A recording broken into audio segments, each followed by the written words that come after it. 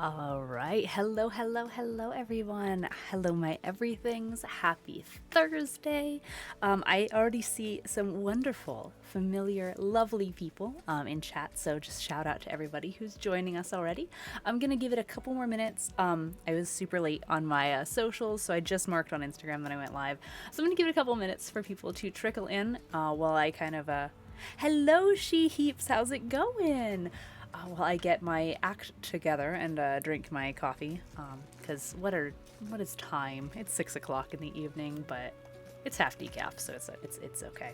How is everyone today? Anybody working on anything super cool? How's everyone's week been? Like, just jump in chat. Let me know what's going on with y'all.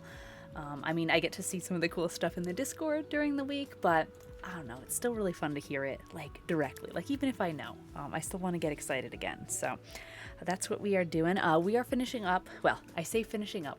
I hope we're finishing up. I'm very optimistic that we are going to be finishing the majority of the Goose coat tonight.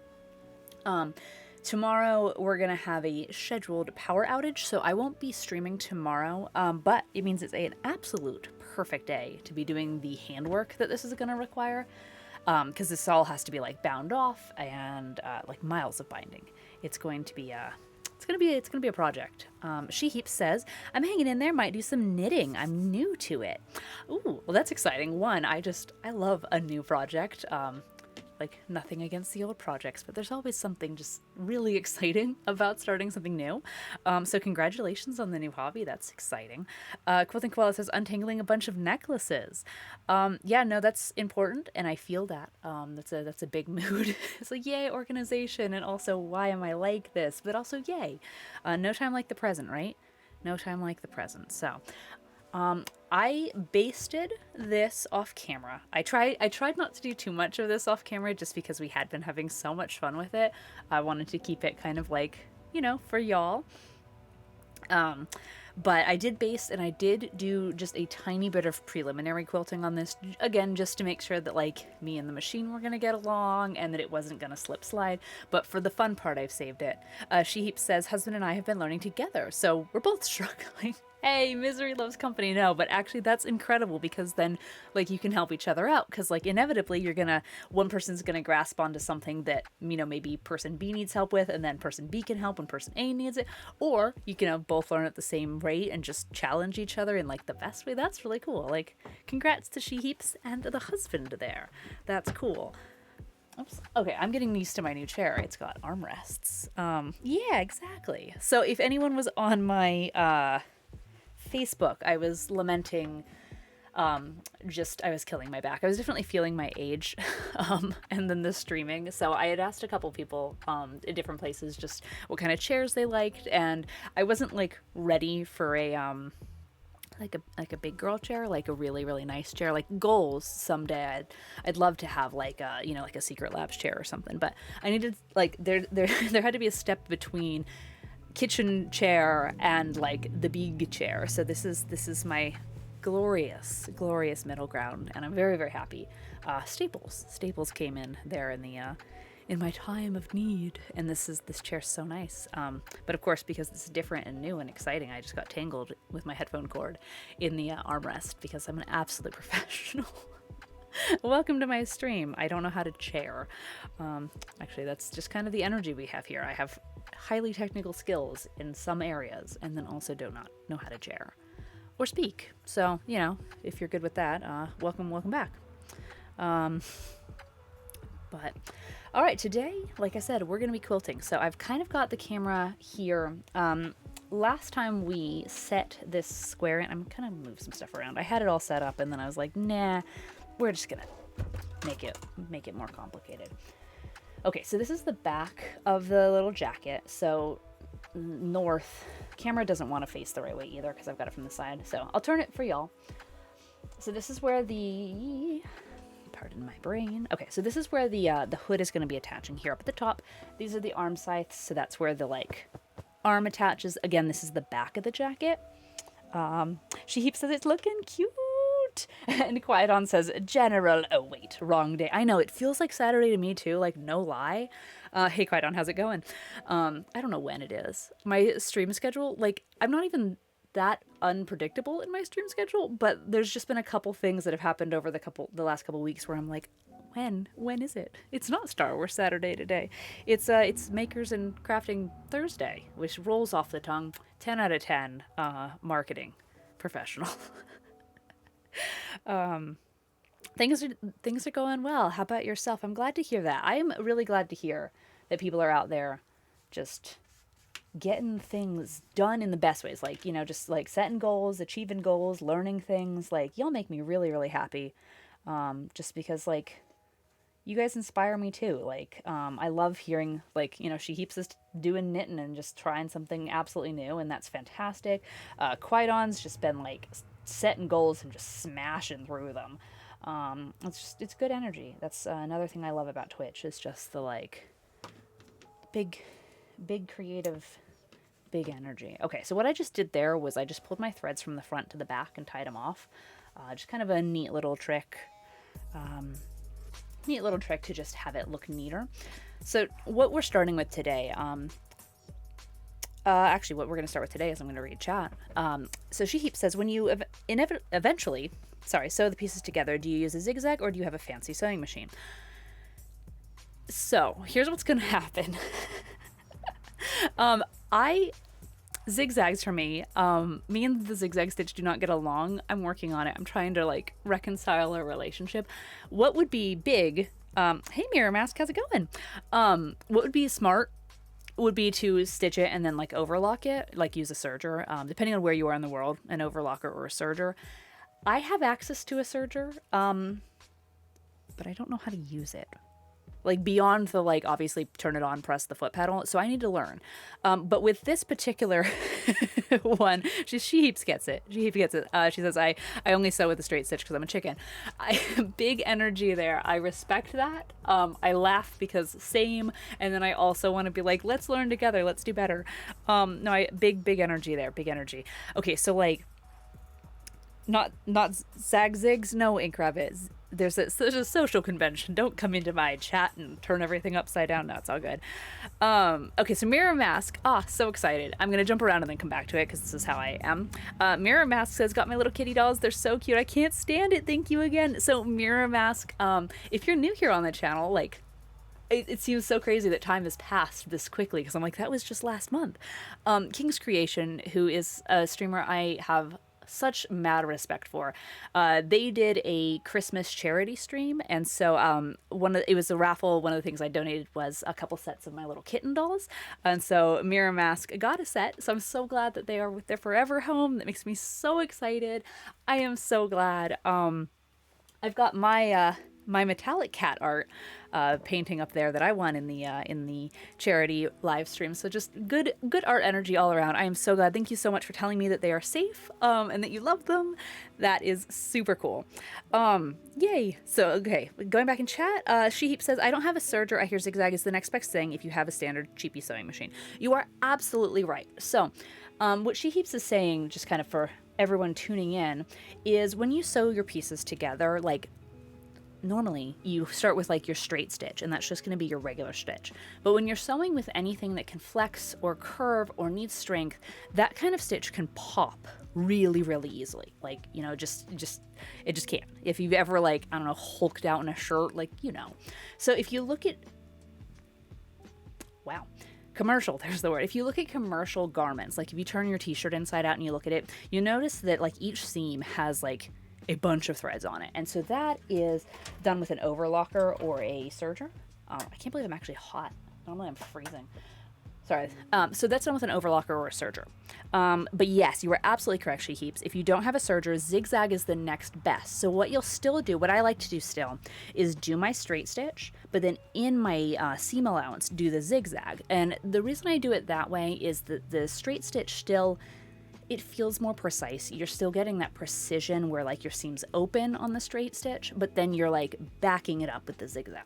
So, like, the zigzag's there if the straight stitch fails, which is nice. But I still like to put in that straight stitch, yeah, just to have that precision. I say as my, like, you know, as the chaotic neutral that I am, the chaos demon that I am. I'm like, yes, in this particular part of my life, I like to have exacting precision. Don't ask me about anything else. So the zigzag's super close to the edge. I would put it like, and I'm just gonna draw for like the sake of this. So let's zoom on in. So not that this piece is cut to the right specifications yet, but say we are sewing, and this is our normal seam allowance here. Can we even see that? There we go. So let's just say we're set about a 1/4 inch. Wow, hold on. There we go. Okay, I'm like, that wouldn't even show up on camera. So say we stitched on this line, and this is our seam allowance, and so that's about a 1/4 inch. Obviously, I've way overshot that because who needs math? I would come in, and so I would sew with my straight stitch, and then I would come in right kind of as close as I can to that in my seam allowance with my zigzag about there. So your zigzag's gonna, you know, boop, boop, boop, boop, boop, boop, boop, boop. So it's still in the seam allowance, but it's close enough to that edge, if that kind of makes sense. Yeah, this, so she heap says that looks like a good chalk pen thing. I really like this one because it's got the little like not to, it's got like the little like pinwheel like gear thing. I don't know how else to describe that. But it dumps a nice amount of chalk on it. But yeah, it just works. Oh, Ink Rabbit redeemed hydrate. All right, it's probably because you saw me drinking coffee.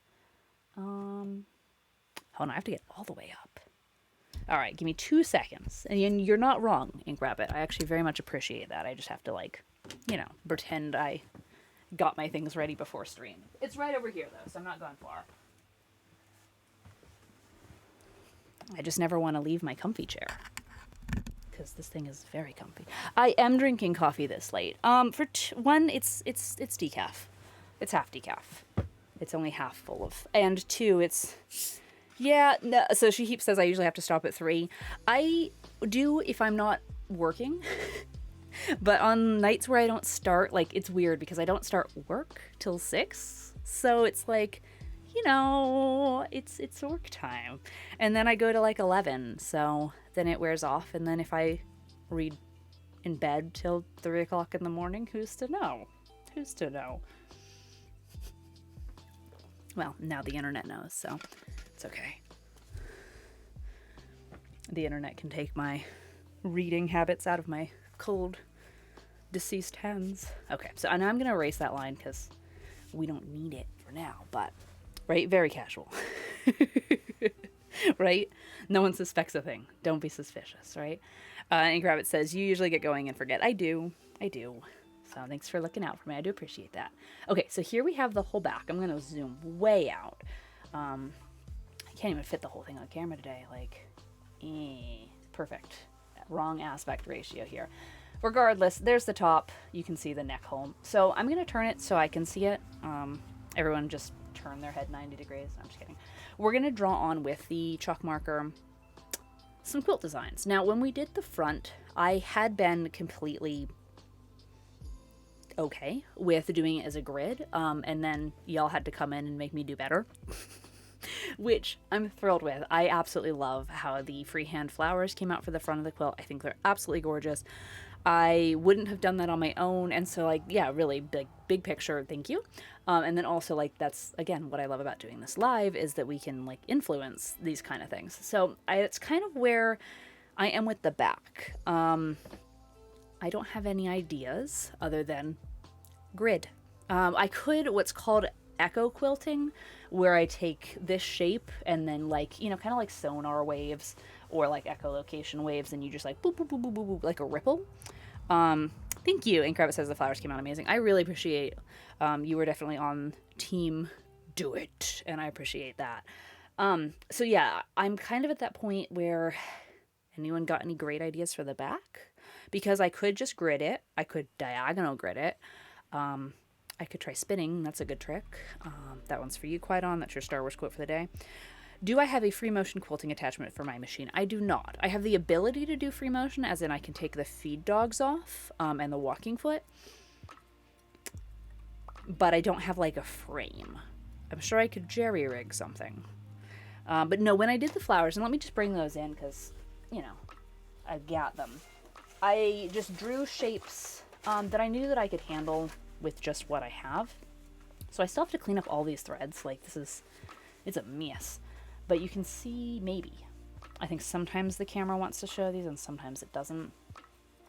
But you can kind of see the flowers. Let me zoom in. Yeah, they're there-ish. Hopefully everyone's got the bandwidth to see those. Okay, so Ink Rabbit says spiral or vines. Quilting Koala says follow the lines of the block. Ink Rabbit says eggs.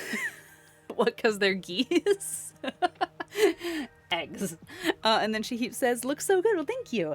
I'm really, really proud of this. I'm not... Okay, so, like, obviously, if you're new here, quilting is the act of, like, putting your 3 layers together. Patchwork is making the pretty blocks. So, like, I'm comfortable saying I'm a patchworker. I am not a quilter. I aspire to be a quilter. There we go. I have quilted, I do quilting, but I wouldn't slap that label on and lead with that one and be like, yes, I'm confident this is where all of my skills lay. Just because, like, I can do grids, I can do echo quilting, I can do some kind of freeform like this. And I'm trying to push myself. I mean, like, you don't grow inside your comfort zone, all that, yada yada. But, like, this is really pretty. I do like these a lot. But it's still scary, and like I saw that change color because this poor corduroy, the camera does not want to pick up its proper color. It's purple, and I know it looks rust, I know it looks gray, I know it looks brown on all the, like, depending on where I like show it, like which camera I take a picture of it with, it's like, I don't know what color that is. She says, a little vintage-looking ribbon bow design would be cute. I feel like I've seen vintage geese graphics with a little blue bow around the neck. I've like, Goose Kitchen. Did anyone's grandma have, like, Goose Kitchen? Because talk about kitchen goals. That, you're right. And even in, like, I think it's funny when, like, these things just, like, deeply permeate the zeitgeist. Like, who decided humanity was going to get to this point and then be like, geese need ribbons on their necks? Prime Goose. Like, evolution. This is where geese need to aspire to be. Because, like, geese are, like, little murder dinosaurs. And we're like, let's put ribbons on them. I wish, said She. Right? Goose Kitchen. So, yeah, that would be cute. I mean, that's kind of... Yeah, Ink Rabbit said mine did. I'm sure you saw it. Yeah. Goose Kitchen. It's just so endearing, but also hilarious because, like, I don't know, maybe the, like, millennial or the Gen Z version of that is going to be, like, T-Rexes with... Because, like, all of our kitchen stuff... Like, I have that, like, Loch Ness Monster ladle. Like, maybe just, like, each generation will pick some, like, fearful animal and put a bow on it and be, like, peak kitchen decor. Like, watch out. I'm calling it dinosaur core. It's going to be a thing. It's going to be a thing. She says the goose head in our living room always has a ribbon around its neck for the holidays. I went and looked at your Instagram, and your goose head is the cutest thing ever. Oh my goodness. Yes, so cute. Also, like, what a charming fellow to just have in your living space. Much approve. Much approve. Well, Disney is strong, says Ink Rabbit. You'll have to clarify for me there, because I was ranting about T-Rexes and geese with ribbons on their neck, but I have a suspicion that follows somehow in the conversation. You'll just have to connect the dots for me. Oh, for kitchens. It's true. It is true. Yeah. She says, I love our goose. Yes, I bet. Oh, he's amazing. That is true. Yeah, like, what, I don't even know how old we are. 40 years from now, all of our grandkids are going to be like, wow, Grandma, you really liked Mickey Mouse. And we're going to be like, yes, we did. Yes, we did. And Star Wars. Like, you're like, oh man, my mom has a Star Wars kitchen. Or my grandma has a Star Wars kitchen. Like, that's going to be funny when that's, like, old enough to be, like, impressively vintage. Because, like, Star Wars is already, like, you know, coming up on some of the stuff being vintage, which is just weird. I mean, okay, so, like, depending on how you define them, like, I know technically vintage means the year in which it was made, so, like, vintage 1991, but, like, if it's over 20 it's vintage, if it's over 100 it's antique. That's just how the internet defines it. I don't make the rules. So, like, yeah, Star Wars is vintage, but, like, can you imagine when, like, Star Wars is antique? Like, that's gonna be bizarre. Ink Rabbit says, I have Stitch. Probably would have more if they made it, but that falls under Monster Core. LOL. Right? The late 1900s. Yep. You know what? As somebody who, like, is, like, a wannabe fashion history geek who, like, just loves cowboys, I'm not even upset at people being like, this is from the late 1900s, because, like, a lot of the junk I like is from the, like, late 1800s. So I'm like, whatever, it's historical now. It doesn't matter that it was Britney Spears is from the late 1900s. It just makes me sound like more history core than I already am. She says, I wonder if the hypothetical future generation's dinosaur trend will have all the furless, featherless dinosaurs or the Jurassic Park version, right? I do know what you mean. There'll be people that are like, okay, your grandma's kitchen's cute, but like it's weird that her dinosaurs don't have feathers. And then the other one will be like, well, you know what? That was a product of her time. Like, wouldn't that be great if that's the only like product of her time, like generational like BS we had was like everyone was, you know, like it's not like racism or sexism or classism. It's just like where you fall in the dinosaur scale. Like I could live with that. Ink Rabbit says boy band core from the late 1900s. Shush. Shush. That's gonna be weird. You know what? When boy band core from the late 1900s makes its antique comeback, you can bring your frosted tips back out, sir, because I know you had them. So, you know. All my coffee's still on top. I haven't mixed it in. That's gonna be so weird. Delightful. Like I can't wait for that kind of thing. Like, I mean, I already love just kind of being an unapologetic weirdo, but it's just gonna be funny when like just to see what survives. That people are like, nah, you know what? That's the hill I'm willing to like perish on. This is what I'm saving from the late 1900s.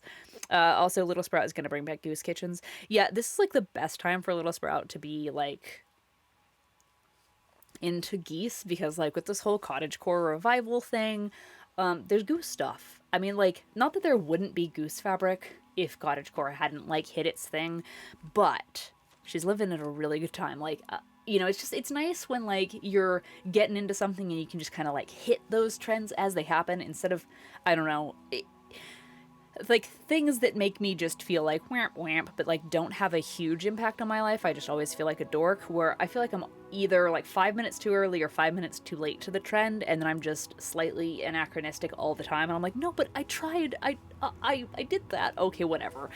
Like I'm not being like, oh, I'm special. It's more just like, ah, dang it, I hit that wrong again. Like I'm just off. Whereas like it's cool for Little Sprout that like her whole like I love geese and I love mushrooms and I want to wear corduroy overalls is just hitting perfectly with this like cottagecore thing, because it just makes it easy for me to find it. Like obviously if I can make it and my kid wants it and it's what we're doing, I'll find a way. Like life finds a way to bring back dinosaurs. But it's nice when it's just accessible, and then it's fun too because then there's like communities. I mean, of course, what's neat about any one of the cores is that there's a community around them. So, like, there's always going to be someone who's into it. The punk is always going to be a thing. Emo, scene, cottagecore, prairie core, like, they're always going to be a thing, and you can always find people, and especially now, like, with the internet. So, it's not hard to find these things. It's just nice when it's easy. Like, isn't that nice when life is like, hey, I didn't have to fight uphill both ways for this. It's just a thing. She says, I almost bought corduroy overalls last night. And what stopped you? I love corduroy. I wonder, it's funny, I was getting like, some mad, like right on point for me ads, but they were all corduroy overalls last night. So the internet just, the ones I kept seeing in my ads were green, very pretty. So I wonder if we were getting the same, same vibes. She says, what is the obsession with mushrooms, though? I never understood that one. Mushrooms are gross to me. Okay, so that one's kind of funny because, like, and of course, this is just my world experience with it. I feel like there's two groups of people that like mushrooms, like foragers and then, like, stoners. And that's totally valid. I get the whole, like, mushroom drug culture thing. I totally get it. That's fine. So they're very psychedelic. They're very, you know, mind altering. I get that side. On the forager side, though, it's interesting because a lot of the mushrooms that have permeated the like these are cute mushrooms are like the poisonous ones, like the cute red toadstool with the white spots. That one's super poisonous, but it's adorable. So it's kind of funny that it's almost like, I don't want to say it's like the mascot for the foragers, but it is because it's the cute mushroom. I don't know, just plain white mushrooms aren't as like cute as the like, is it the, I don't remember. I like had the scientific name on the tip of my tongue and then it went away. So if I was editing a YouTube video, I'd be like, here's the name, and I'd pop it in later when I had 4 brain cells to rub together. But I don't know. We'll have to look that one up ourselves. But yeah, no, I get it. Now, what's funny is mushrooms are also very, very divisive culinarily. Like, if we just remove all the poison ones and we're just talking about the ones people like to eat. But Little Sprout at 5 loves mushrooms. Raw, cooked, on things, in things, by themselves, which is just kind of funny because most kids don't like mushrooms. Just spitballing, like just to generalize. And obviously, if they do, great. If they don't, also great. Like, it's kids. They're learning. But it's just funny that, like, she went all in on mushrooms. So it's kind of like one of those things that's like a running joke in the way, where, like, Little Sprout likes mushrooms, like, graphically, and then also enjoys them. So I'm like, fine. Have your, like, mycology phase. Like mushrooms. Like, it's, to me, it just, I think mushrooms, in a lot of ways, and this is probably just graphic designer speaking, even though, like, evergreens are ever present, if you put, like, a pine cone or a pine bough on something, people are going to think it's winter themed. If you put, like, blossoms on something, it's spring. Whereas, like, mushrooms, yes, they have a season, but not as much. So, like, if you're going to do, like, I'm into wilderness, if you slap a mushroom on it, I think it just reads. I could be totally off. I could be making things up, but I feel like it's just kind of like, oh, like, you like snails, you like mushrooms, here you go, wilderness. Throw a rock in there, throw a twig. It doesn't matter where in the world you are. You like the outdoors, and I think that's what works for, like, Little Sprout. But Inkrabbit's saying, like, yeah, the red mushroom with the white dots is even what they used in the new Lego minifigures. It just reads mushroom, right? Just a mushroom. I think the white and the red too. Like, not to get PG-13 here for a second, but they're, like, the least phallic shaped, and they just read as very much as mushroom. And so it's just safe. Like, graphic design, clip art wise, Lego wise, it's a mushroom. Yeah, that's my, well, thanks for coming to my TED Talk. But I think they're cute. Even though they're super poisonous, which is also just, I don't know, maybe that's another funny thing too, where, like, if you're aware enough to be like, hey, that one's gonna kill you, it's amusing. I don't know, like, does that make me a weird person to be like, hey, it's funny that we put this on, like, baby clothes? But I don't know, I also just, it inspired many impromptu mycology lessons with Little Sprout, so I'm like, we're learning.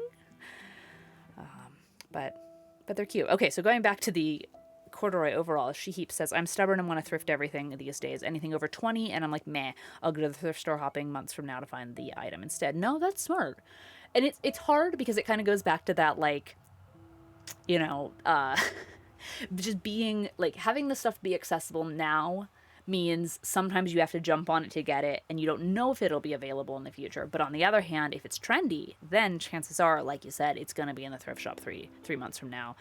And I totally respect that. I love thrifted clothes. I think for me, like, thrifting is, like, the best because if it's survived long enough for someone to wear it and then donate it, by the time I get it, it's like, it's going to be worth it. It's not going to fall apart the first time I wash it. It's like, it's got life built into it. So I definitely pro thrifting. Ingrabbit says, makes me human. Touch the thing you're not supposed to. It's true, though. It's true. I mean, even after working in a museum for nearly it's been a long time. Many, many years, I still want to go into places and be like, I want to touch the art. And I was like, you can't. It's like, oh, I know I can't, but that doesn't mean I don't wanna. Very, very true. She Heap says, I think it lies in my weird trypophobia thing that I have, even though they don't have small, tightly grouped circles, it still hits the same vein of ick. No, that's totally valid. Like, totally respect. Totally respect if they trigger a phobia. I get that. Which is a bummer, because they are cute, but if they're triggering, avoid. Which is then a bummer that they're on, like, everything cottagecore, because that would be disturbing to be like, oh, dang it, it's got another freaking mushroom on it. I just wanted to enjoy things. Yeah. I'm sorry for that. So going back, speaking of shapes, what are we doing? I kind of love the...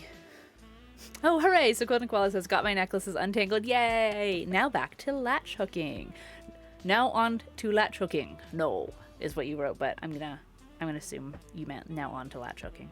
No, wait, I can't read. Never mind. Hooray! Enjoy your latch hooking. Which one are you working on? She says, I got to this point in my life where I don't want anything from, say, Target because I'll think about it when I see it, but I'll be thrilled. But if I thrifted the item, it feels more like one of a kind, even though it definitely isn't IDK weird. No, I get that. I get that. I feel like thrifting too, like, regardless of how you feel about the universe or being connected or just chance or whatever, I feel like if you like go into a thrift store and something works out, it was like meant to be. Whereas like, yeah, you walk into a big box store and they have your size because they have everyone's size. But like at a thrift store, it has to work out. So no, I totally get that feeling. It is one of a kind. It was meant to be. If it works, it just is such a joy rather than it just working out because of like convenience. It works out because it was special. I get that. Okay, so we had a couple people say swirly things, and by swirly things I mean ribbons around the geese and then vines. So I'm gonna play, because that's what the best part about, like, say this chalk pen is. I can't really mess it up at this stage. So I'm going to start kind of just doing... So I did quilt all the way across here because there was a seam, all the way across here because there was a seam, same, just because I wanted those... I didn't want this block to stretch at all. Because the corduroy is a different type of material than the quilter's cotton, there's always a risk of, like, shearing. Because this is, like, framed in there, too. The last thing I wanted to was to, like, start quilting and then have it be, like... Meh. So by locking that in, I'm not afraid to like quilt over these lines or anything. It's more just like, cool, we've tacked it down, we've quilted, now we've basted thoroughly. So now when we do our like work, our pretty work, we've at least got some structure. So this is one layer corduroy on the back, warm and natural in the middle, and then corduroy on the front. So we only have to quilt about every 6 square inches. So we kind of did the mental math, and that's about as big as my hand. So if I can slap my hand down and touch quilting, at least on each side, I'm probably good. If it's more than that, like say this whole bottom piece, like we've got problems here because there's way too much. But like on these side pieces, especially because these are going to get cut way down, I'd probably be okay. That said, for the very little quilting that I do, I am a very dense over quilter, and I love to just put in quilting. I think the way I see it is I don't do quilting very often. So like if I have something and I'm comfortable and it's working, I'm going to be like, I'm going to put 10,000 miles of string or thread into this because I'm here. Ink Rabbit says, sorry, can you explain echoing? Yeah, I can explain echoing again. So echo quilting is, and this is like the worst example because it's a square, but echo quilting is where you take a shape and then you would quilt all the way around the square, and then you would like offset, say an inch, say a quarter inch, say whatever, pick a dimension, so let's do an inch, and an inch away you would then draw a square, and then another inch away you would draw a square. And so you're doing like sonar, like echolocation lines, so it's just like boop boop, like ripples. So like what that would look like, it'd just be like, and then like here's my square. So square, square, square. This only works going one direction, so I can't just like, there we go. So it would like ripple out, if that makes sense. Whatever dimension you choose, it would just bloop, bloop, bloop, bloop, bloop.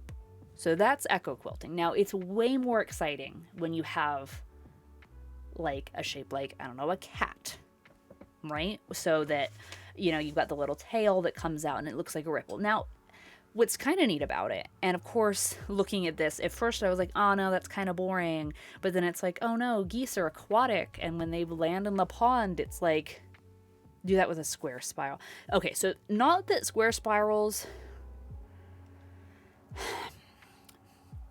I feel that spirals for me never quite read right. Excuse me. There's always that one point, especially with a square, with a circle spiral, it's very natural, the progression, right, where it comes off. Here, let me draw. So, like, wow, that's like the world's worst spiral. I promise I went to school. Okay, so like a spiral, there's like, it's just even, and it's got this nice, I don't know, geometry with it. For me, for square spirals, there's always like one point where it just seems, I don't know, heavy or weird. And it just doesn't quite read the same to me. I don't know, now that one's decent. I don't know what my problem is. So that's where like the echo quilting is nice, where it just is the ripple. Now, continuous line quilting, which is better and easier, would be like the spiral, where you pick one line and you just boop, boop, boop, boop, boop, boop. That's way easier on the machine. You don't have as many like knotted points.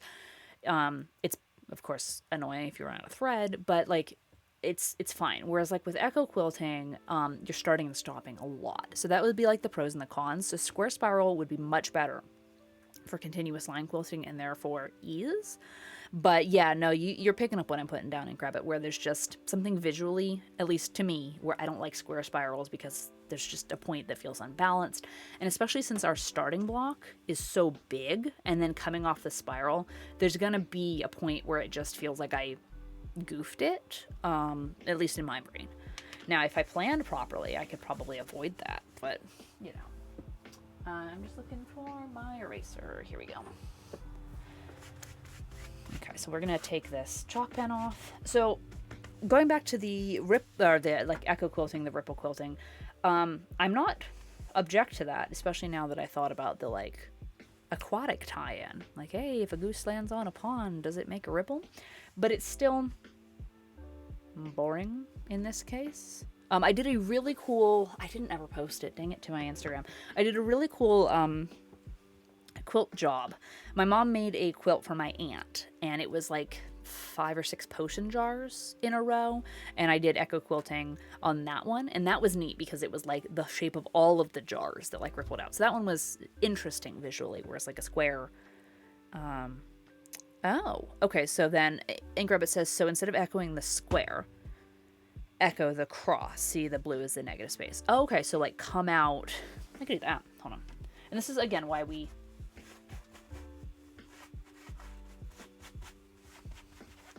so the chalk will just come off with my hand, but I like to use this. So these are just natural rubber bristles. It's like a reusable lint brush, which makes me really happy because I have animals. So, okay. Yeah, see, it's already getting a little bunchy there. That's all right. Okay, so what Ink Rabbit is saying is take, let's do 1/4 inch, and echo out this.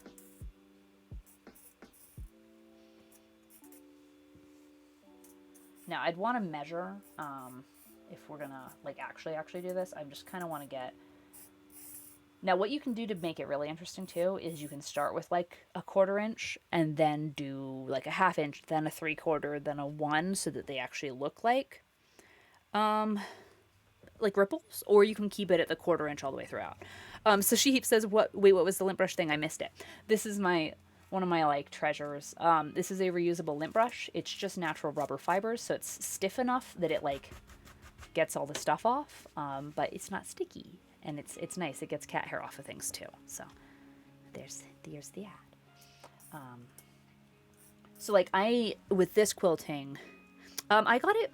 The brand on it is Rediker. I got it from one of those like, you know, eco-friendly collectives. I know, I love this. There's also like a little desk dustpan that I have. I will check my emails and put the direct links. But yeah, I just searched for like feather dusters, just like reusable home goods. I have a feather duster, a desk dustpan, and then the reusable lint brush, all from the same like co-op. But yeah, I like little like eco-friendly saves like that because yeah, with animals. Oh, cool! Yay, you found it with like animals, and then of course like unconventional uses like getting chalk off of my quilting. It's nice to just have, like, I could just use tape or a lint brush, like a sticky one, but it's nice to have a reusable one.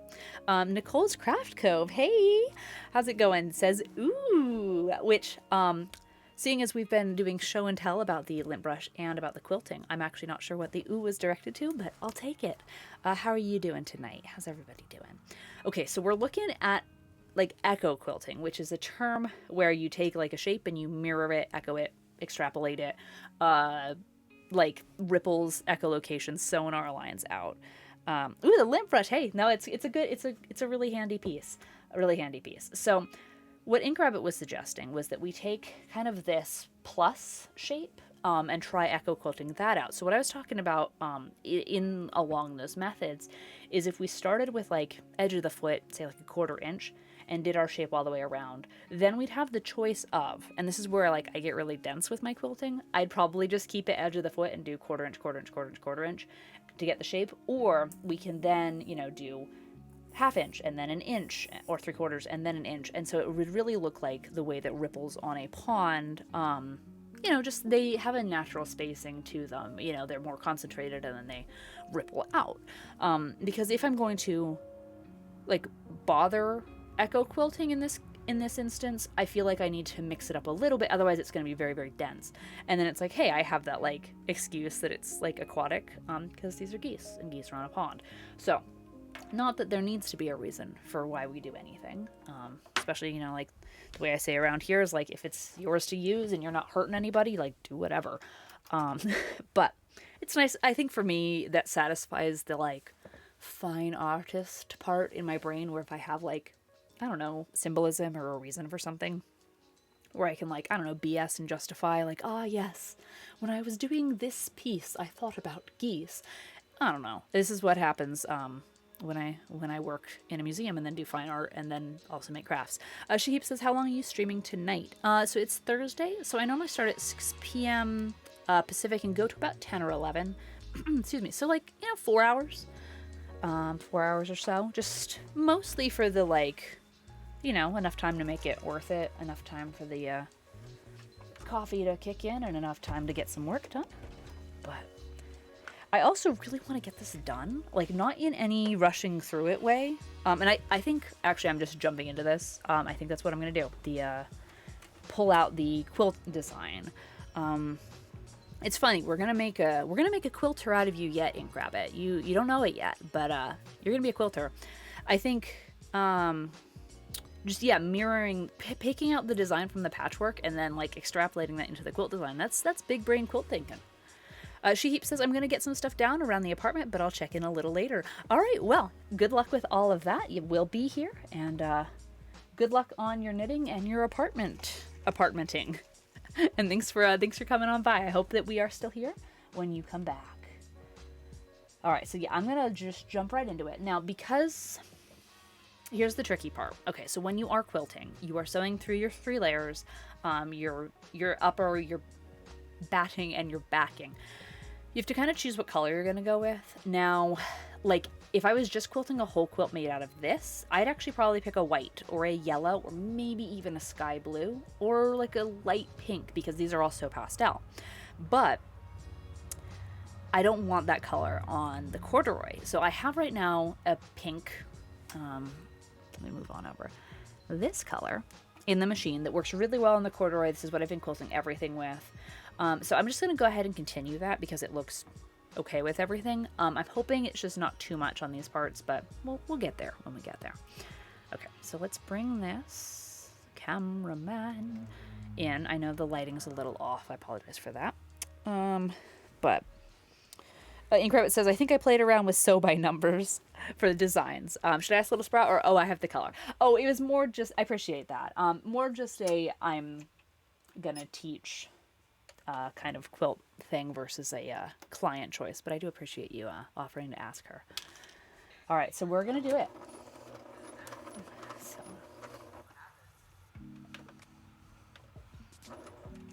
all right.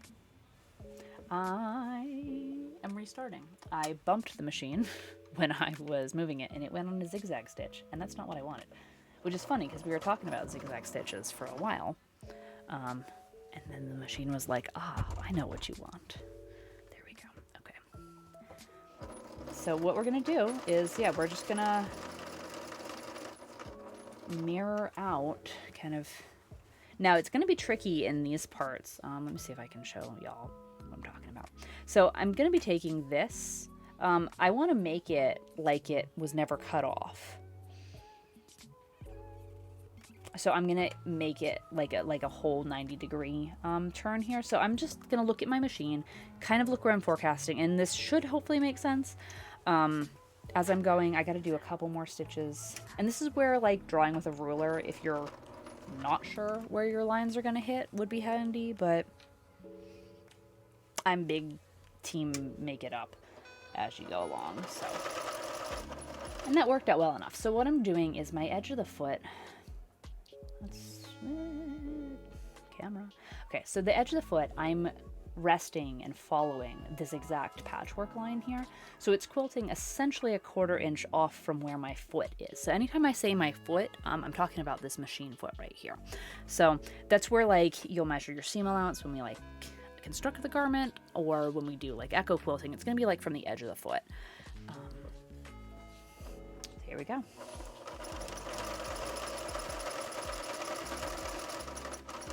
So like when I get here, obviously I don't have something to follow. I'm kind of trying to mentally extrapolate back out to this line. So what I'll do is I'll look at my needle and then sew forward that extra bit and then pivot. So it's a little tricky, and like I said, that's where like drawing your lines would be handy. So yeah, that's good enough. Because like obviously you want it to be close enough. There we go. And then we just kind of keep pivoting around and doing all of our quilting.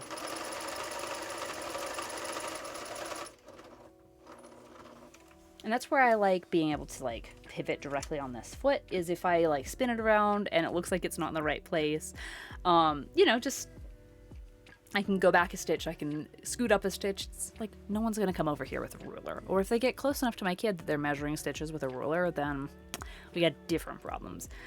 Fritzy says, hey Catherine and friends, we're here to create. I find watching creators while I work on my own projects to be very relaxing. Nice to be here. Well, we are very happy to have you. Yes, come on in. If you want to tell us what you are working on, we'd be very happy to get excited about your project. But I feel the same way. I love creating on Twitch, and then when I'm working on stuff off camera, I love to find someone else who's working, because you're right. It's big creative, big like virtual sewing circle energy. So I'm glad you're here and finding the same thing. So we're, and feel free to ask questions too. We're working on a quilted patchwork coat for my daughter, Little Sprout, who loves geese. So this is the Goose coat. And we're just quilting the back up. And this is the last piece we have to quilt before we start assembling the whole thing. So I'm really, really excited about that. And I'm really excited that you're here.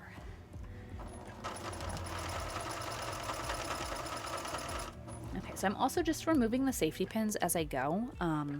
The safety pins were integral to making sure that I like didn't shift around too much.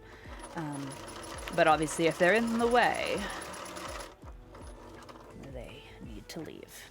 So this also gets easier too. I think once you've done the first line, especially like when we're making up a pattern like this one where we've like extrapolated these edges, what's nice is every line after that is just like a copy of that first line. So, you know, they just all kind of take on their own energy, but what's nice is like you just have to go off that first line, and if it's wrong, too bad. Now they're all wrong, but no, just kidding, they weren't wrong. It was an artistic choice, and this is where it is. So getting that first line down is the scariest to me always.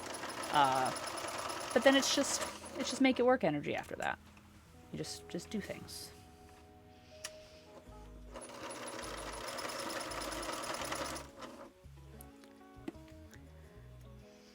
All right, so Fritzy says, I don't do crafting. I struggle with my hands and some visual processing, but I'm working on programming a little hobby game. Hey, that is creating, and right? It's a different kind of crafting. You are a digital crafter in the game realm, but I really appreciate crafters and their art. Now that's super cool.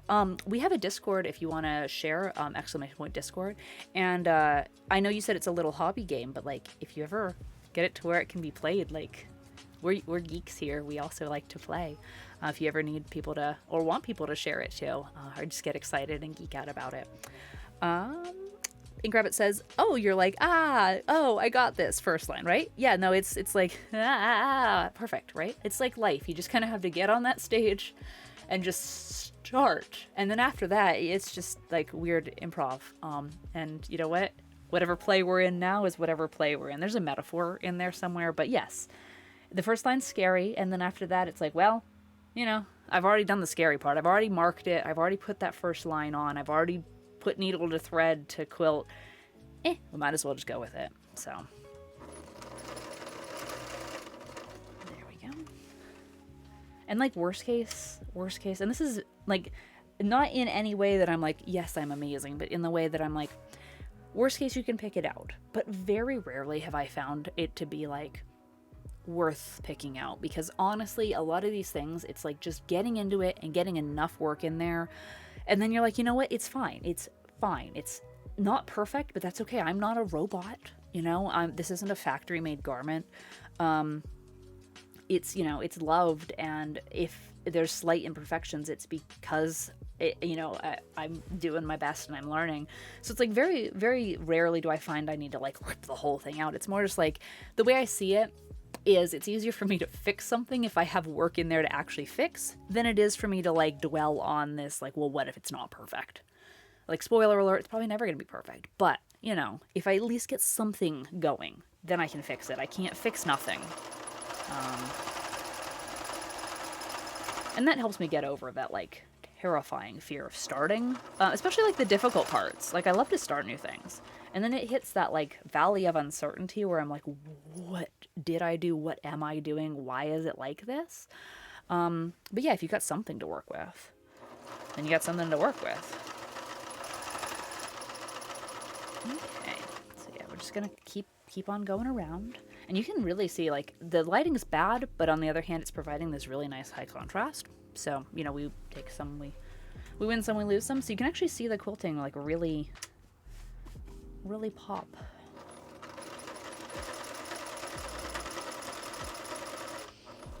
And then sometimes I just have days too where, like, for some reason, where I'm going in blind and having to make up has been way easier than when I actually have something to measure against. I've been miscalculating on all the ones that I have the ability to measure and getting it right on the ones I'm just blindly going in for. So, I don't know. I don't make the rules. Brains are weird. And I'll take it.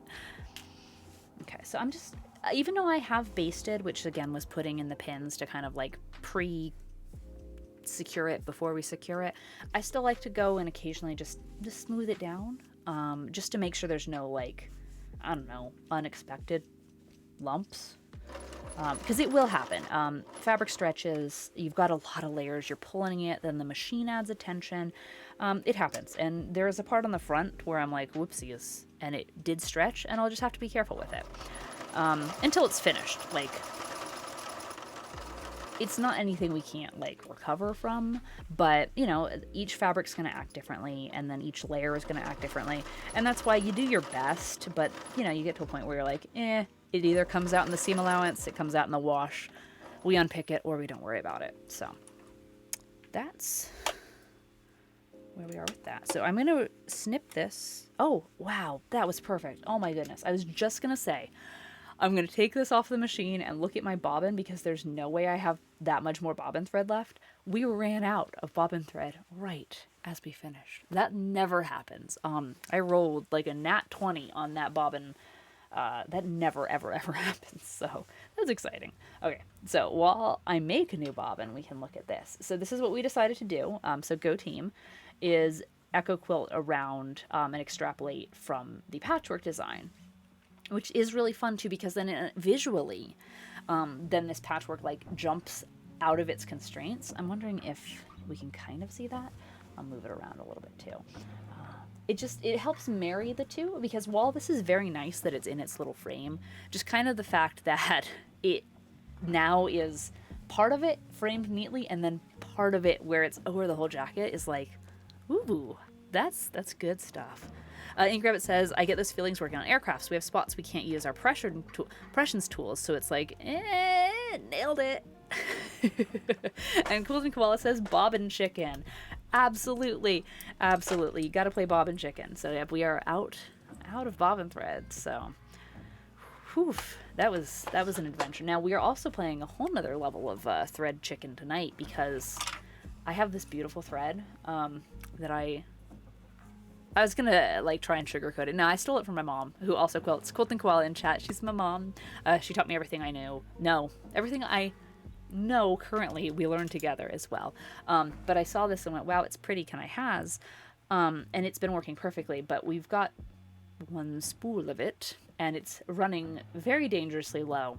But I think I have enough to do this whole project, so I'm just going to keep going for it and see what happens, because that's that big just figure it out later energy, which is both disastrous and also nice because, you know, like, it does no good to get yourself stuck in a loop of like, well, yeah, but what if I run out and then I can't finish it? And so you just like never finish it, versus like, whoops, I make my own problems. Why am I like this? So, you know, there's a halfway point on all of these things, but, you know, I feel like we're learning, we're trying. So here's to figuring out things whichever way your brain needs to do them. And for me, I'm trying to be just in the, like, I don't know, get stuff done. And if I run out, well, then that's future Catherine's problem. So, don't whine a full bobbin? Question mark says, Quilting Koala. I'm torn because this, okay, so this thread is thick, like 2 C's thick. So when I wind a full bobbin, it's not truly a full bobbin because I do only have the back of this to quilt and then 1 line on the sleeve to quilt. What I'm going to do is I'm going to watch it. If I start to see evidence that we're running out of a lot of thread, I'll run like a half bobbin or a 3/4 bobbin. But until then, we'll just kind of, you know, we'll just kind of go for it. So I'm just winding a bobbin here, which again, the top thread is your spool, your bobbin, like, hold on, apparently I cannot manipulate thread and speak English at the same time. So your top thread is your spool of thread, your bottom is your bobbin, and that's how you sew on a sewing machine. So we got to make a bottom thread, which is our, like I said, it's called a bobbin. So I'm going to make some noise.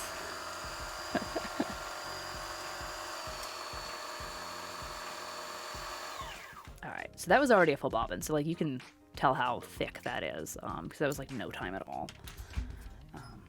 Ink Rabbit says that might work out with different colors in the ripple. Yeah, that would be really pretty, actually. Like, that's the thing. And that's kind of where I am with, like, this big make-it-work energy, where I'm like, well, if we have creativity within a limitation, i.e. we run out of thread and have to pick something else, well, then, yeah, we'll make it work.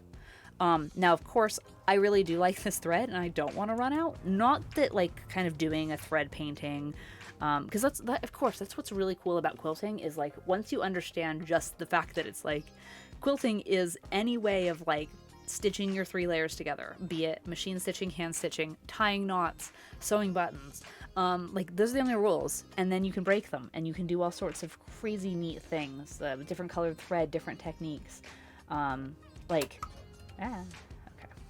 all sorts of stuff. That sounded scary. I just knocked the foot off here.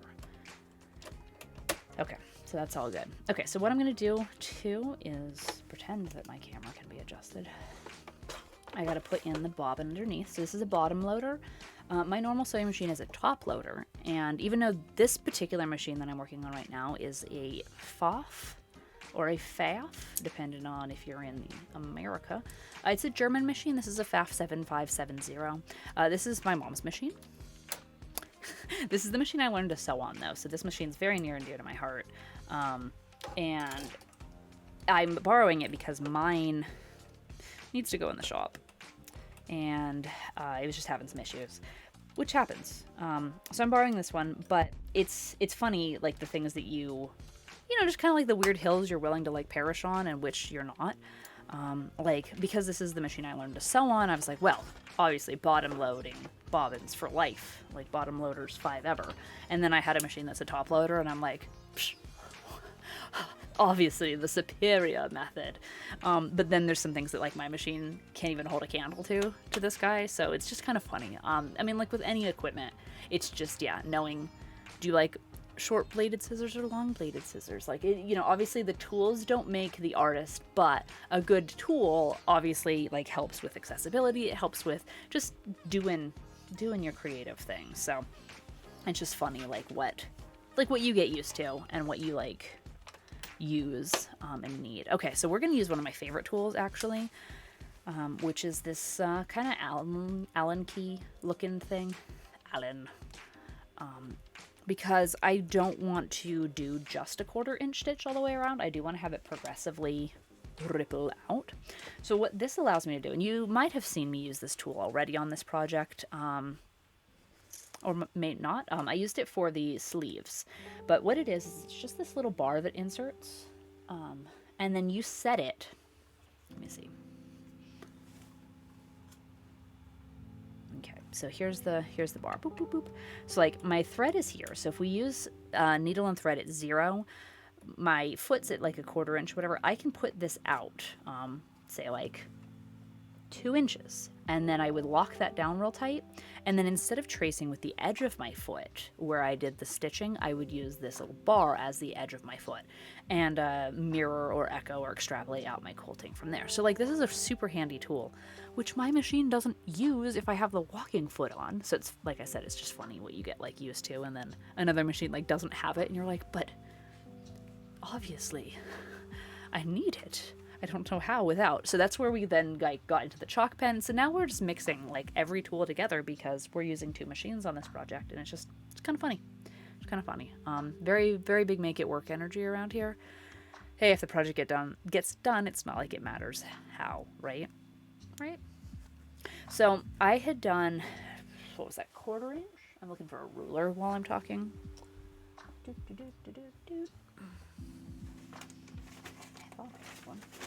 All right, I'm going to jump up and get a ruler because I think if we do a very nice like 1/4 inch, then 1/2 inch, then 3/4 inch, then 1 kind of extrapolation out, it'll be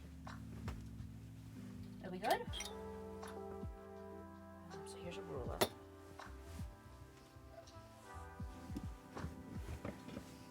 Oh, this chair is so comfy. I never want to get out of it. Okay, there we go. Okay. So again, looking at the needle being 0, I do inches because I am in America. I'm going to put this at a 1/2 inch. Okay, so I had set a 1/4 inch for my first one, but my foot isn't a true 1/4 inch. It's...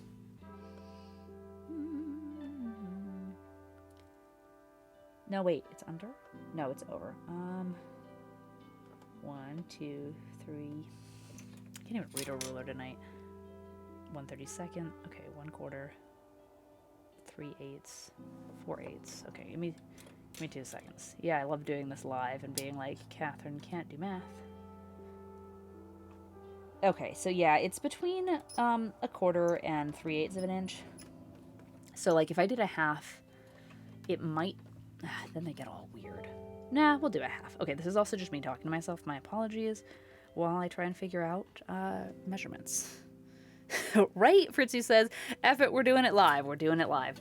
Big energy. Which is funny because, like, that was...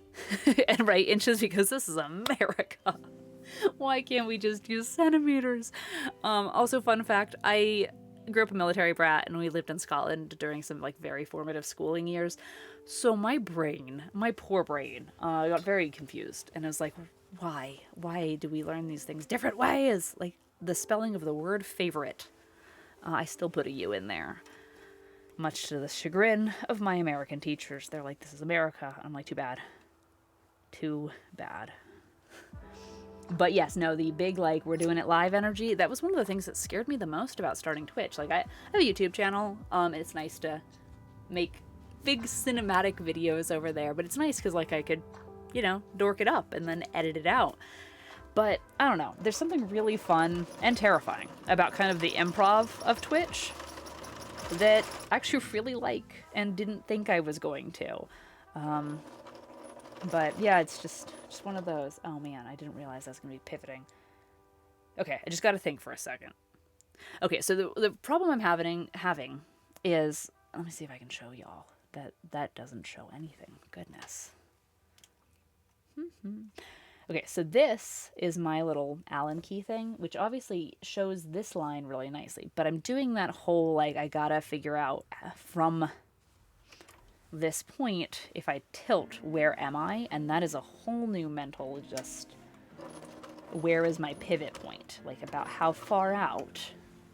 Because I normally only use this Allen key thing for straight lines, not this. So I made it harder. Which is also another thing I really like to do, because, like, this pattern, very, very cute.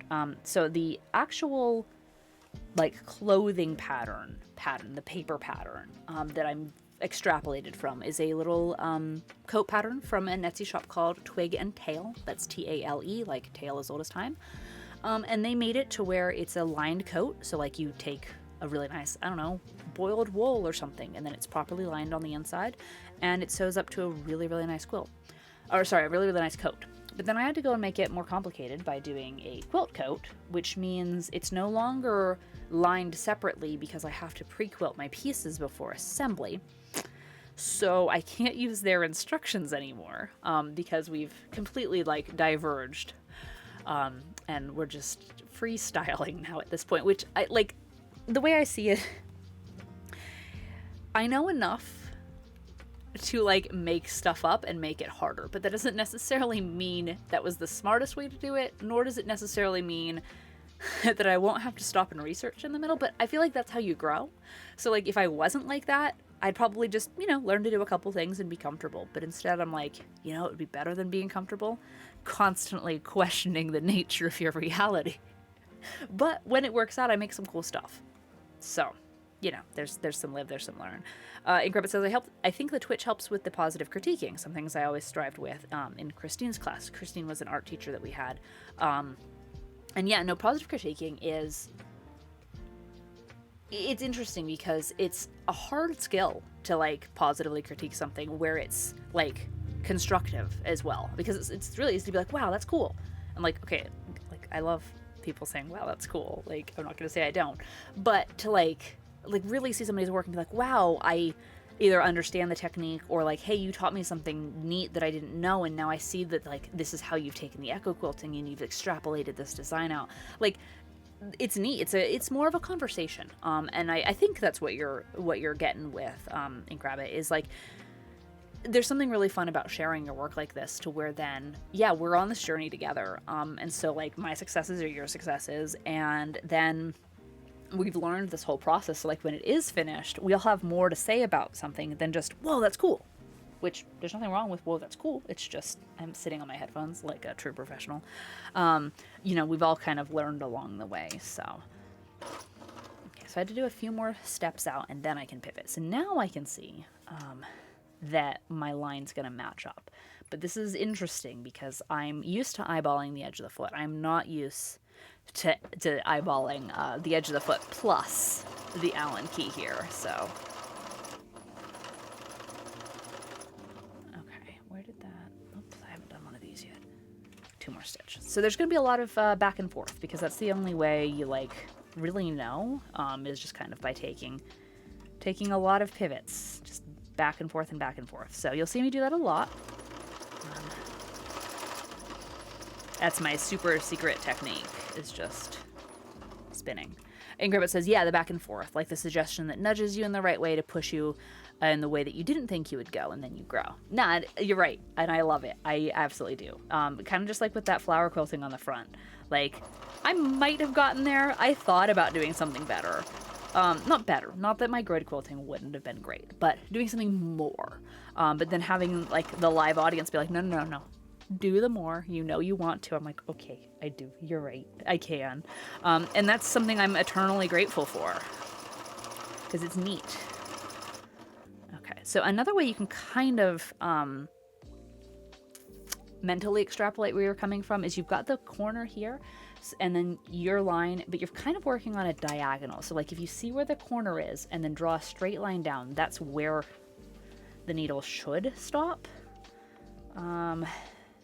It's close enough. That's close enough. It's close enough. Like I said, there's a lot of just make it work in this. And then the good news about changing the size on each ripple is that, again, less room for the eye to catch any mistakes. Like, it's gonna be perfectly imperfect because goodness knows, even if I was a machine, this quilt block is probably wonky. Because if you caught the stream where we made that, there was some struggle. This quilt block, okay, so we picked, like, we got the, like, great big book of everything. Like, I don't know, 101 quilt blocks, Better Homes and Gardens. It's the book that kicks around. Everyone that quilts has this book. It's just like, I don't know, quilt blocks. Easy peasy. They all should be pretty basic.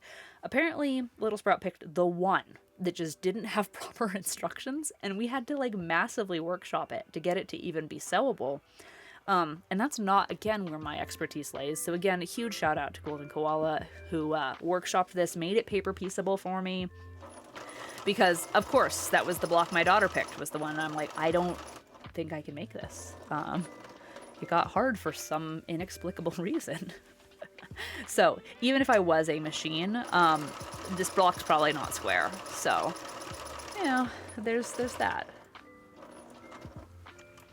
So we're just gonna go with it. And a lot of this is really just the heart and the, like, kind of the, I don't know, for me, what I love about quilted items is they're cozy as heck. There's something about the texture, there's something about just the sheer amount of, like, time that goes into these things. About, like, if you have a quilt that somebody made you, like, even if it's the simplest quilt, there's still, the whole top had to be done, the whole thing had to be quilted, and then the whole thing had to be bound, and that is, hey, thank you for the follow there, Fritzy. There's a lot that goes into it, like, a lot. And so, like, with this, even if it is imperfect, like, there's still a lot of love, like, a lot of love. And so, I don't want to say it doesn't matter, because obviously I try to lead with my best foot forward. I'm not trying to be sloppy, I'm not trying to be anything like that. But it's like, I hope that it's more like love first, imperfections second.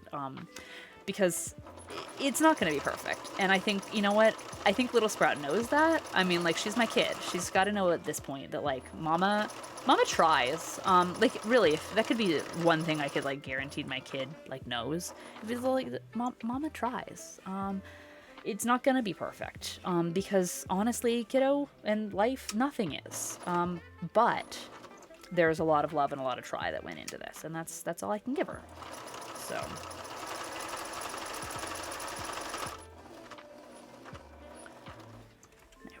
Plus, that's looking really cool. Really cool. And, you know, the good news is I'm getting the hang of this. Now, ironically, I am going to get used to this, and then we're going to change the measurement. So it'll just be like,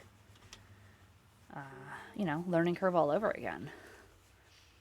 There's really no learning curve over here. It's just a crazy spiral. Learning spiral. You think you're comfortable, and then just kidding.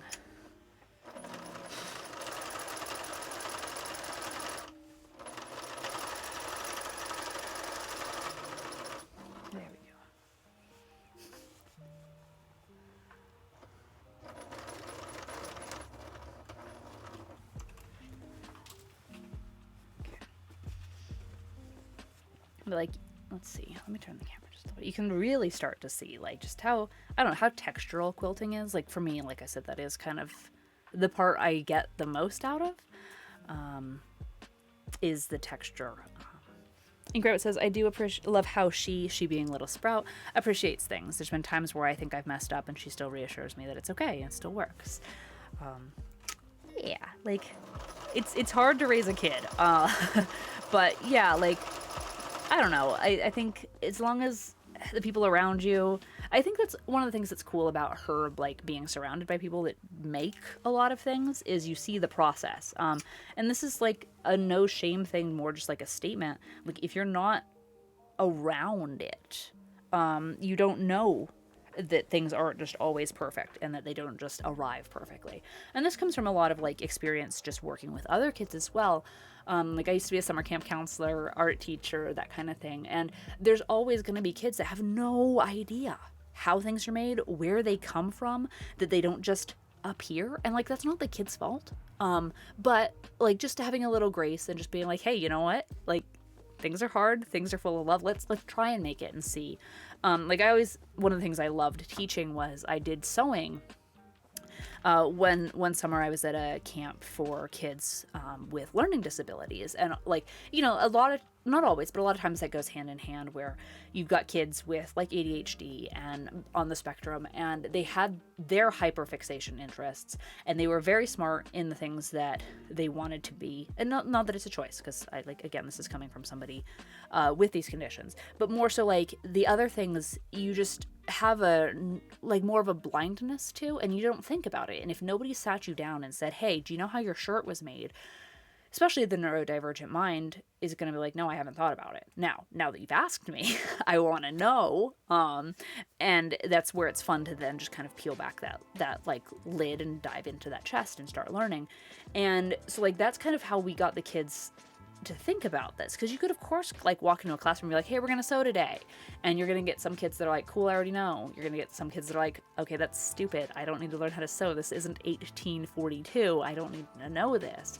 And then you have kids that just have never thought about it and have never had a reason to, which honestly speaks to a really neat place in our society where, as much as I, in my own personal life, like to do things like sewing and canning and gardening, how fantastic is it that we live where we don't have to, all of us have the knowledge of foraging and food preservation. Like we're allowed to specialize. Like that is such a great place in human history, is that we're allowed to specialize. We don't have to just be in survival mode 24/7. So like it's definitely not a shame to anybody if you don't know how to do these things. It's that we don't have to, and how great is that? But once you can say, okay, hey, it's cool that we don't know these things, do you want to learn? You like, if you've never thought about like where your clothes come from or how things are made, and then you get to peel that back, it is cool. And you know, so like that's why I said, like when we were talking at the beginning of the stream, She Heaps had asked me if I had a serger or if I was going to zigzag stitch. And so a serger, it's also called an overlocker. That's what, like if you're wearing a t-shirt right now and you look at any of the seams, like on the side seams, that's all those loopy stitches, that's overlocked, that's serged. That's a piece of different equipment. It's a piece of industrial equipment that just does a specialized thing. And so again, if you've never been taught that or learned that, you might not even, not to say you might not even think of that as sewing, but it's a specialized piece of equipment within a world. And so yeah, like by the end of it, like, so the lesson, the whole thing, we kind of did a STEAM and STEM thing before it was cool, where we talked about sewing, we talked about like just the process of it, and then we sidestepped and talked about like evolution and adaptability as far as like creatures in an environment, and then we matched the skills in the middle and we like designed a creature and then we sewed it. And so it was like a like plush monster kind of course that was really fun. But what I loved is that a lot of times the people, like the kids that got the most into it were the ones that had like never ever had never thought where sewing came from or whatever, just because they got to learn so much, SEW, so much, because it was just another way of just breaking down the things that are in our world and picking them apart. And like, I don't know, that's like one of the things that I think like geeks do best, is we just love to know how things work, but we have to be allowed to start picking them apart. And it's like, I don't know, like as a early childhood educator, there's one of the things that like is shocking, I think, to an adult brain. We forget how to play. Just throwing that out there. We forget how to play. Like kids crave repetition. Kids crave all the things that are like opposite to an adult brain. Adult brain, we want novelty all the time. I don't want to see, like, yes, we have comfort things where we're like, we all have a favorite movie we'll watch like 100 times, but like the adult brain craves different stimuli that a child's brain does. So we forget how children play. But one of the things children need, and we don't often think about, is they need to be able to learn to take things apart, because how else do we expect them to build up their world if we never allow them to like be destructive? So like it's always interesting, because this was a class I used to do too. It was an outdoor learning class, and I was a teacher, like a what's the word? Contractor. There we go. I was like an independent contractor with this company, and we would teach, and it was be all nature classes. And like one of the lessons was I'd bring in beautiful bouquets of flowers, and I'd start handing them to the kids, and the adults would, you know, hold theirs all gently, and the kids would hold theirs gently too. And then I'd be like, okay, now we're going to rip them apart. And the adults would be horrified. And it's like, the lesson wasn't to be destructive, to be rude. It wasn't to be destructive, to be a terror. It was more like, how often do you actually get to look at how a flower is made and how a flower grows and what the parts of a flower are, because you don't really get to take them apart. They're always put on a pedestal. And so being able to pluck them apart and look at where petal joins the center, and, you know, pull apart each stamen and see how the pollen gets on your hands. You don't get to do that because you can't just walk in, like, unless you buy your own flowers, you don't just get to pull things apart. And pulling things apart is so important, but we forget that because, like, yeah, of course we're appreciating the beauty of the flower, but there's beauty in like all the layers. And so, like, I don't know, giant rant aside, I think that's why, like, going back to what I was doing, why quilting to me is so satisfying, and why I know that even if it's not perfect, there's perfection in it, and like all of these texture, there's enough going on that, like, even as like hyper fixated on the like idea of perfection that I want to get, I know that it's finished and loved and not perfect, and that's okay, because I was able to get down to these neat stitches in this quilting, and even if it's not square and perfect, no one's holding a ruler to it, and it's just its own layer of like creation. Ink Rabbit says, is confused as he builds Lego. Right, now, of course, not to be like I'm speaking to a traditionally geeky audience, like, I love y'all, but I kind of know what's up. A lot of people here craft or build or tinker, or so it's like, not to say I'm preaching to the choir, but like you guys get it. But even within this, I think there's still always opportunity to ask more of the like, how is it made, why is it made, how can we do, and to metaphorically and physically like pick at the threads and unravel our universe a little more. But yes, no, I get you, so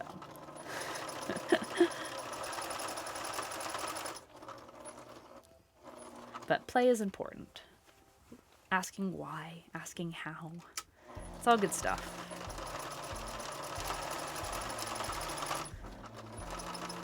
Okay, so we've come up on finishing the second loop. So now we've done the 1/4 inch circuit, and then the 1/2 inch circuit. So now I'm tacking and finishing. So I'm going to come in, snip my threads a little bit, and then just adjust my little Allen key thing here. So if I grab my ruler, again putting the needle at 0, excuse me, pins, needle at 0, okay. Yeah, we're just kind of making this up as we go along is what's happening. As long as it gets progressively bigger-ish, it'll be fine. It'll be fine. Ink Rabbit says, speaking of play and building, I lost my bench to Little Sprout building a restaurant.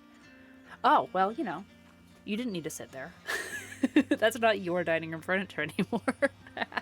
She's got a restaurant. She's developing her neighborhood and bringing more culinary options to her world there, sir. So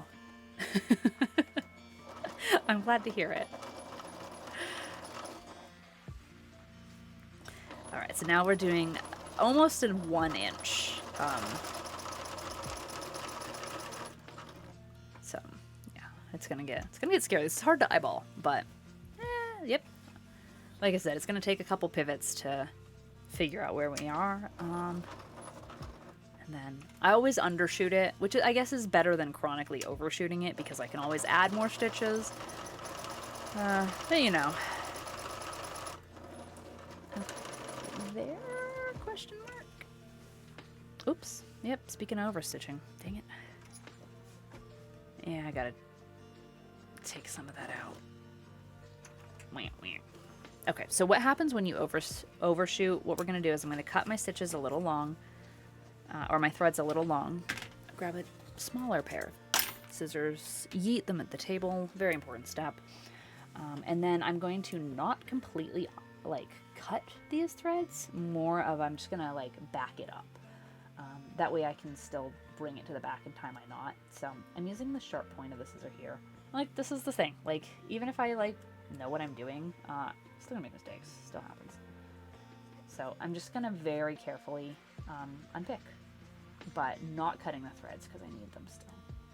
So I'm bringing it back to about here. So I did about 4 stitches over.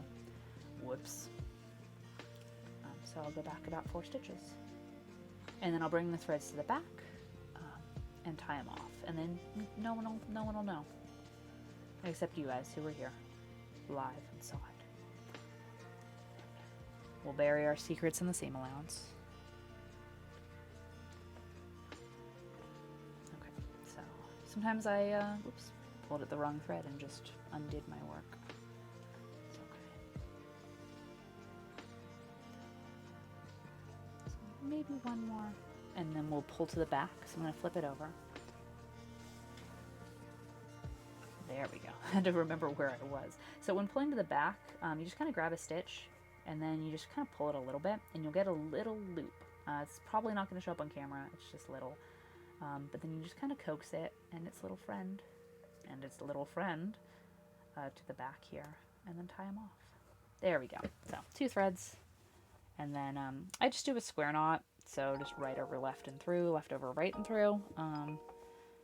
You know, I like knots. Knots are cool. You'd think after like 13 years in the Scouts and stuff, I'd know a couple more knots than I do. But you know what? If it can't be done with a square knot, a sheepshank, or a lark's head, probably doesn't need to exist to me now. Then I'll just look up a specialty knot when the time comes. But there we go. There we go. Okay, so now we're just gonna jump right back in. None the wiser. I think if we just... There we go. So when I'm like trying to match up somewhere really specific, I'll like guide it in, lower my presser foot, lower my needle, and then just make sure I'm good before I just start going. Because, you know, there's a lot of big fake it to make it energy here.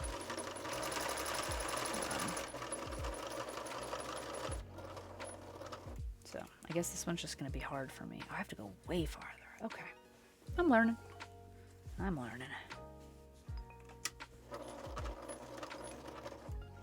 Diagonals are also hard too.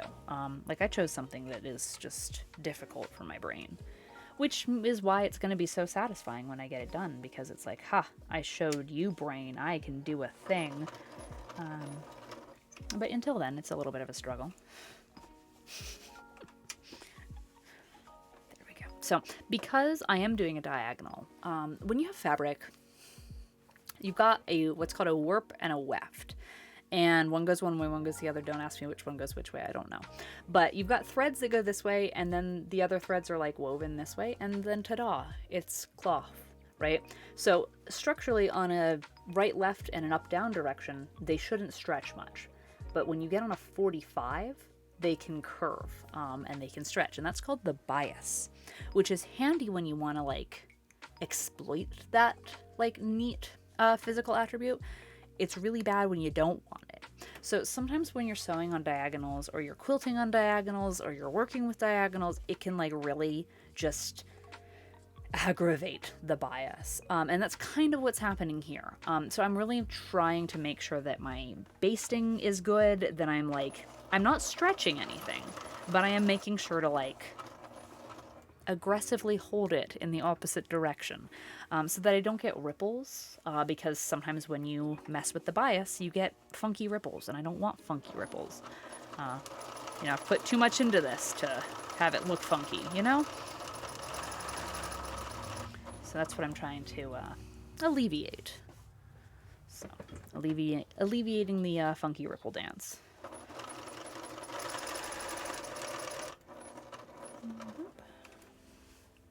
Not enough.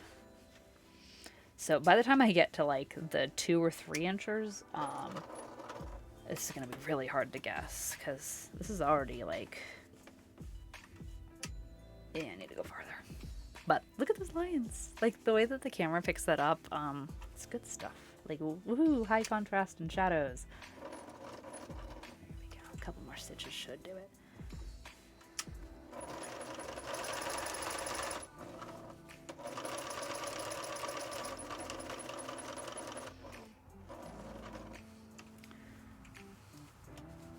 Oh no, did I go over too far again? A little bit. And see, that's where we might just... Whoops.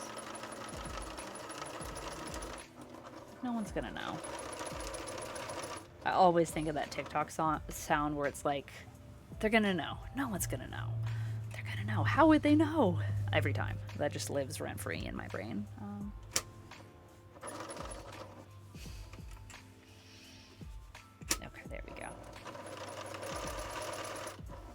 Yeah, look at that. Plus, there's just something. It's that very like chevron shape.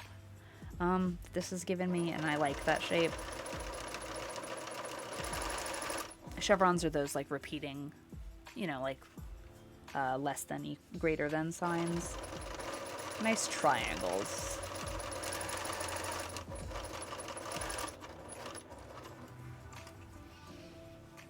Okay, so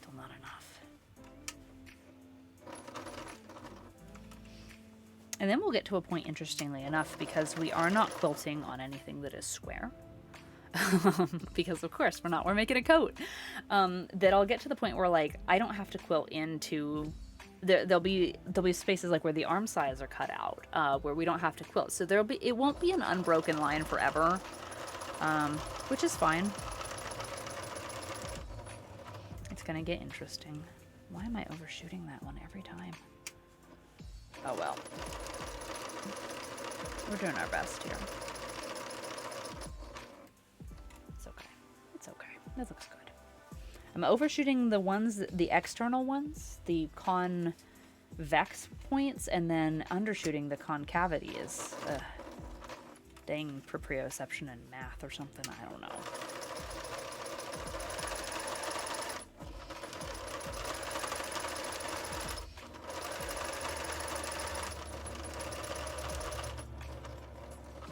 We're almost done with this one. And then we can also look at it too and decide if it like needs this quilting all the way around, or if we then like, I don't know, extrapolate a grid off of this or something. Like there's no rules in the best way.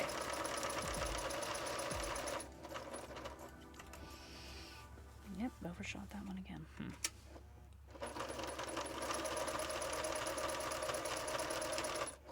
You have to decide too, like if it's a pattern like this where like I know I'm struggling with this, there might be some merit in just doing a couple good rounds around and then being like, nah, that's good, versus just, you know, continuing to bring it out. I don't know. It looks good though. Like if I zoom out, it's looking pretty cool. It looks neat. But yeah, there might be some worth in just, let me pull it off the machine and show you what I'm talking about. There might be some worth in just straight line quilting some of this, because I know I'm going to be cutting a lot of this off too. So when I cut these pieces, I cut them purposely way bigger than I need, because quilting can make it shrink, quilting can make it shift, and the last thing I wanted to do was have unusable pieces because they decided to, you know, migrate. So if I stretch this out or lay this out, you can see we have our quilt block, and then we have 1, 2, 3 rotations of quilting all the way around. I know they don't show up as nicely as like the white chalk line does, but we have 1 here, 1 here, and 1 here. So we've done 3 lines all the way around. So now what I have to decide is that, of course I like goofed right center, that's okay. Is it worth continuing that? Because we're gonna run into the problem where like here, it's gonna be broken, and then here it's gonna be broken, like because of the arm sides. So like, do I then just take like a straight line? Oops. Can I draw a straight line? Goodness. And go out, like here, like in these parts. Do I just make a straight line, just to kind of eat up some of that? Because honestly, I could probably get away with just that. I don't want to say that little quilting, because that's not what I'm trying to do here. What I'm trying to do, like if I did like that, or actually that would be better. Yeah, I didn't need that anyway. What I'm trying to do is quilt it enough so that the structural integrity stays integral, and then is pretty. But if I bring over the quilt pattern itself, is this it? It is. You can see that we're actually going to be cutting off, I don't want to say quite a bit, but quite a bit of this. I don't know why it decided to be so wide, other than I was really just trying to make sure that this stayed center.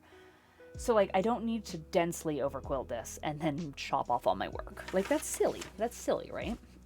So do I then just take some nice lines off of this?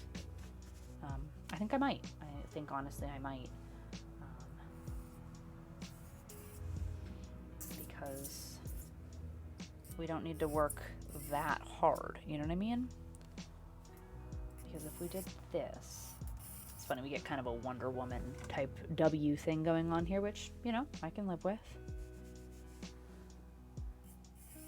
By the time this quilt's all the way out, I think will... Now watch it be the same amount of work. Which it probably will be. Anyone else have that problem in their life? Where they're like, I'll take the shortcut, and then it ends up being... It's going to end up being the same. It is going to end up being the same. Okay, so then we decide if that's worth it, or if we just continue. I think maybe we'll just continue, because there's a lot less brain power involved in just doing the same thing we were doing. So, we'll dust that all off. But, you know, it was definitely worth to me to pull that off and see. Also, I have to quilt inside this block, because if we flip this over, which you can really see the quilting there, like, ta-da! There's no quilting here in the inside, so something has to be quilted there. Now, I don't want to just do this square, because there's like this ribbon illusion thing going, so I can definitely quilt... this is me trying to... If I quilted around... Honestly, if I quilted around each of the geese... Go one more round, says Quilting Koala. Okay, I'll definitely go one more round. The sewing machine's heavy. I'll definitely go one more round, and then I will definitely also do the inside geeses. So let's jump to the inside geeses. Maybe that'll give my brain the novelty that I'm craving. That was English. And then we'll do one more round and see where we are with it. Okay, just gotta line myself up. I'm gonna be doing what's called quilting in the ditch. So I'm actually gonna transition to just hand cam, because otherwise all you'll see is me leaning in awkwardly. So.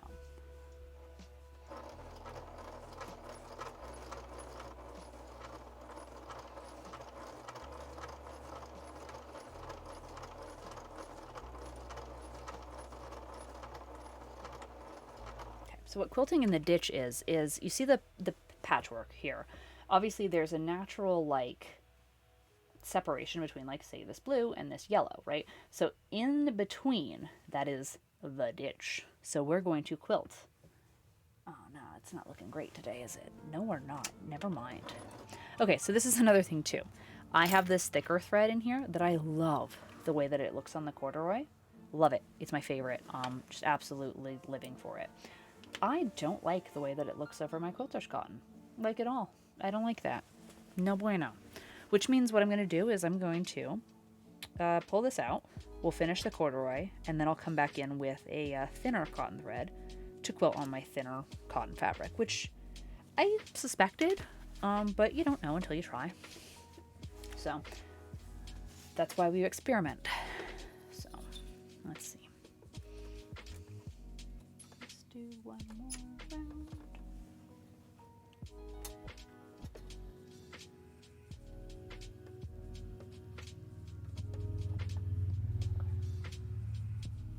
Good. One more round should do it. At least for, you know. And here's what's interesting too. Okay, so like with this, excuse you, would you get under my machine there? Thank you. With something like this, you only have to, like I say, quilt what, like, I don't want to say what needs to be quilted because that sounds really lazy. You only need to quilt what's actually going to appear on the coat, which, like I've mentioned, I did cut this bigger so that I can quilt it and then cut it back down, make sure everything's centered. So, like, I know I have extra. Now, I can also go back in, quilt what I think I need to do, cut it down to proper size, and then still add quilting to it. The reason I did cut these bigger is, like I said, I just didn't want stuff to shift. See, we're already running off the arm scythe here, so arms aside. So now we're gonna turn it and just jump back in where we need to be.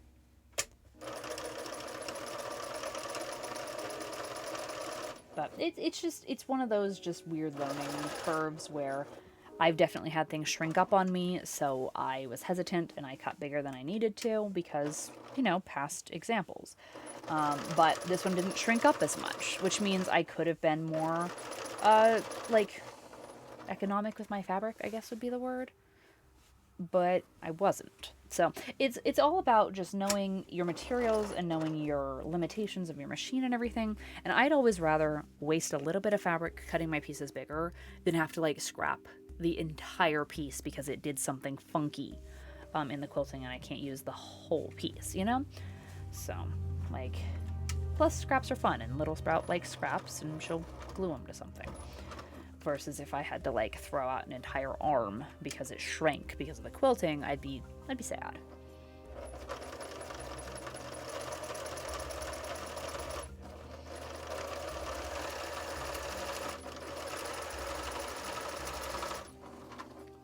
That's just one of the things that there's a learning curve with, and it just, you know, depends on the fabric, it depends on the day, it depends on the, I don't know, the moon position.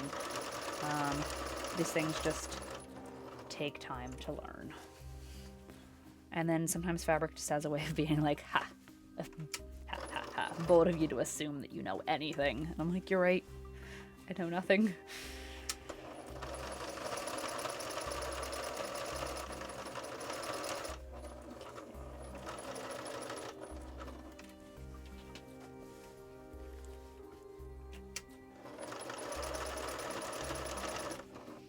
It is really satisfying to quilt and be able to take out all these safety pins, because that means I'm, you know, making enough progress that it's held by the quilting and not the safety pins. So we're like one step closer to a finished garment, which is, I don't know, I like tangible markers of progress. Just feels good.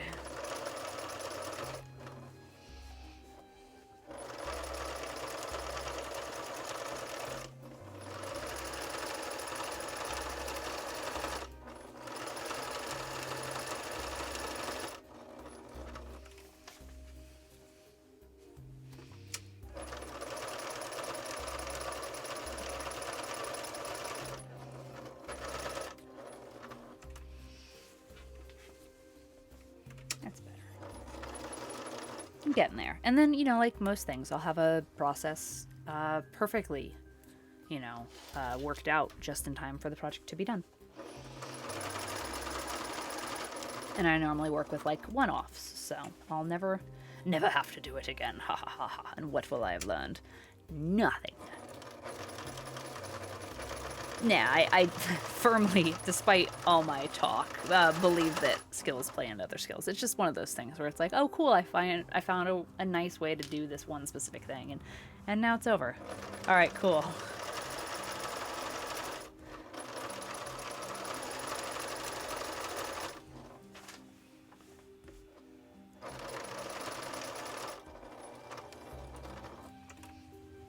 We're almost done with this round. Obviously the bigger ones tend to, well, it's weird. They like tend to go faster because they're bigger and you're not tracing as much like detailed space. But on the other hand, surface area is surface area. I don't know. Maybe it just, oops, I went way too far on that. Maybe it just feels different. I don't know.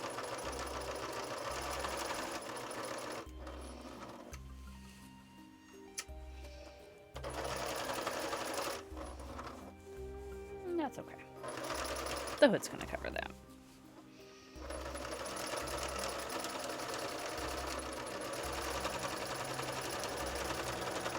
There we go. So I don't know if you saw yet, but I posted pictures of Little Sprout wearing the hood. So I normally stream on weekends, and Little Sprout is with her dad. So I always, it's hard for me to like put this on her and make sure it fits because when I'm working on it, she's not with me. But also it was kind of in this like part where I didn't really have anything for her to try on because it was just, you know, a sleeve. Well, I had something for her to try on this week. Cool, that shifted. All right, I'm just looking at my work. So I have pictures in the Discord again, !Discord.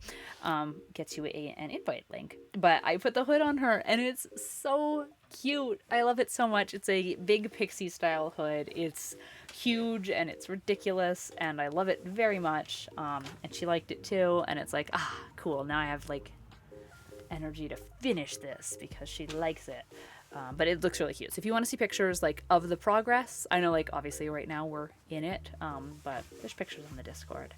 Okay, so there's the quilting. I do think I might call it on these parts because I'm gonna cut off a lot, and it's probably better to just see what we're working with instead of worrying about over quilting something that we might not actually even need. So I'm gonna not spill my coffee, and I'm gonna just shimmy the sewing machine delicately to the side, and then, well, okay, so this is, like, you can see that it's huge right now. Like, trying to even fit this all on screen is a lot. But this is where we are with it. So you can see the quilting goes all the way to, like, this edge. It's nice and textured. I really like it. And then we're going to be cutting it on the fold, which I'm going to use the Goose block as our center, and you can see how much we're going to be lopping right off. This is scary though, no lie, just because it's like, all right, well, hopefully I can cut a straight line, and hopefully it is centered enough, and yeah, well, just this is what I was talking about, where the pattern, the original pattern is very, very well written. This is not a thing against this pattern, but just cut a piece of fabric on fold and then just make it into the coat, where I had to go and overcomplicate it. So that is my own fault. But still a lot, you know? Still just something that's like, well, you've done this yourself, so is it anyone's fault but your own? Okay. So I am gonna mark, I was gonna say with a pencil, but I don't seem to have a pencil within reach. In an artist's studio and I don't have a pencil? It's more likely than you think.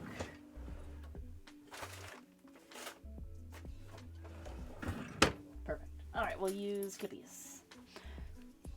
When in doubt, use something else. Okay, so I'm going to mark kind of where I think I want the center block here to be. So I'm just clipping top and bottom, just so then when I look over here, I can kind of line this up and then make sure that I'm still getting, see it's, well, you can't see actually because it's running off the table.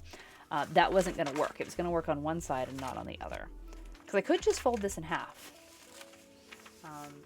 and cut it, but that's scary because I don't want to, so I think I'm going to cut it one side at a time. So I'm just kind of trying to make sure that, say this is where the goose is, when I also go to cut out this side, that it, is vaguely yeah, okay, we're good. We're good enough. It's fine. If I can move that up, maybe. That's better. That's gonna be better. Okay. That's better. Okay. So, after quite a considerable amount of talking to myself about geese, we're gonna pin this and cut it out. And this is where it gets really real, because I had these big pieces. I kind of had all my play built in. I was like, it's fine, I have plenty. But now I gotta cut them down to size, which is good because I held this up to Little Sprout and it was ginormous on her, and it was like, what am I making? But now it's gonna be there's no turning back. It has to be real size, which would have been real size the whole time if I had been making it the proper way. So this isn't a normal pattern making problem. This is a pattern problem making. I make my own problems. And if you can't make your own problems, store-bought are fine. There we go. Okay. Yeah. Terrifying. Terrifying is what this is. Big, I don't like it energy, but big, it has to be done energy. So, because if it stays this huge, she can't wear it.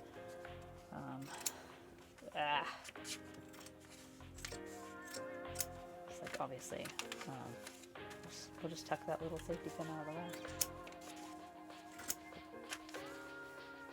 So we're just trimming these down to size again. Like I said, this is just part of it because of the quilting process. Had this just been a coat, we wouldn't have to do this. We would have just cut out of our normal fabric at the size that we needed. I'm using size 5. We would have been about our merry day, but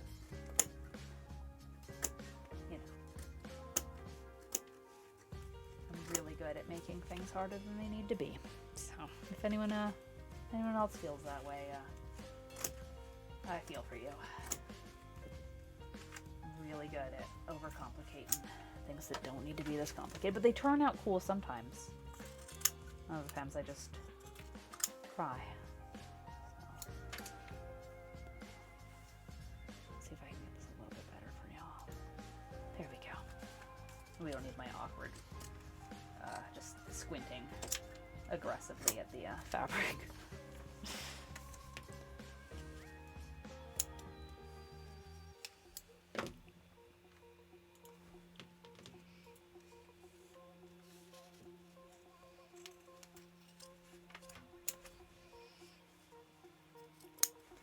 But it is really cool to see it like to the real scale. Like I said, even as scary as that is, it's nice to have it be coming along. Like I said, there's been some really good tangible markers of progress. You know, taking out the basting pins and just being like, ah, yes, this is good stuff. But you know, trimming it down to the actual real size. It's like, oh, that's right, it's a coat from my baby. It's gonna be something wearable and usable. Sometimes when it's just an unruly hunk of fabric with some geese on it, it's, you know, easy to forget exactly what it is that I'm making. Yeah, if you were at the stage in life where your projects seem like an unruly hunk of fabric, never fear. Eventually we get out of that valley of uncertainty and make things. Oh, I'm trying to pin into a pin. It's not gonna work. No pinceptions. Also just wanted to take a second and just shout out to everyone here in chat. My chatters, I love you. My lurkers, I love you. You guys are my everythings. I can't do this without you. Your support, just watching, subscribing, using your Amazon Prime Twitch gaming any way, but mostly just being here and crafting with me. It means the absolute world to me. So thank you so very much for being here. So we're gonna keep on trimming this up, doing our best to make the two sides match.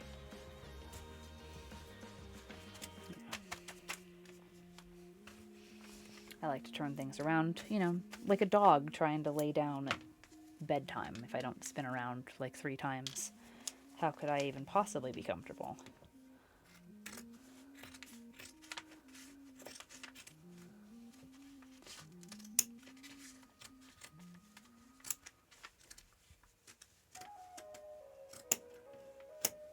Plus we get some decent ASMR with the scissors. I love a good sharp sewing scissor, snipping its way through fabric.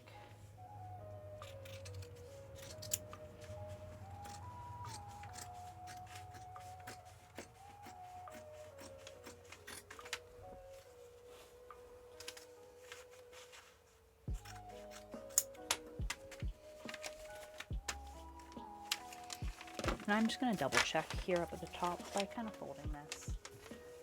Just making sure I did vaguely half, didn't add in anything or take anything away. And it's looking pretty good. Up at these shoulder bits and these neck bits, it can get really fiddly if it's not exact. It's the hard part about clothing, but it's looking pretty good, so I'm going to continue. Because like an extra ½ inch there can make your neck hole in a wildly different place. So, you know, just taking the time to make sure I'm vaguely on track will help me in the long run. Now there is seam allowance still, but you know. There we go. The more exact, the better.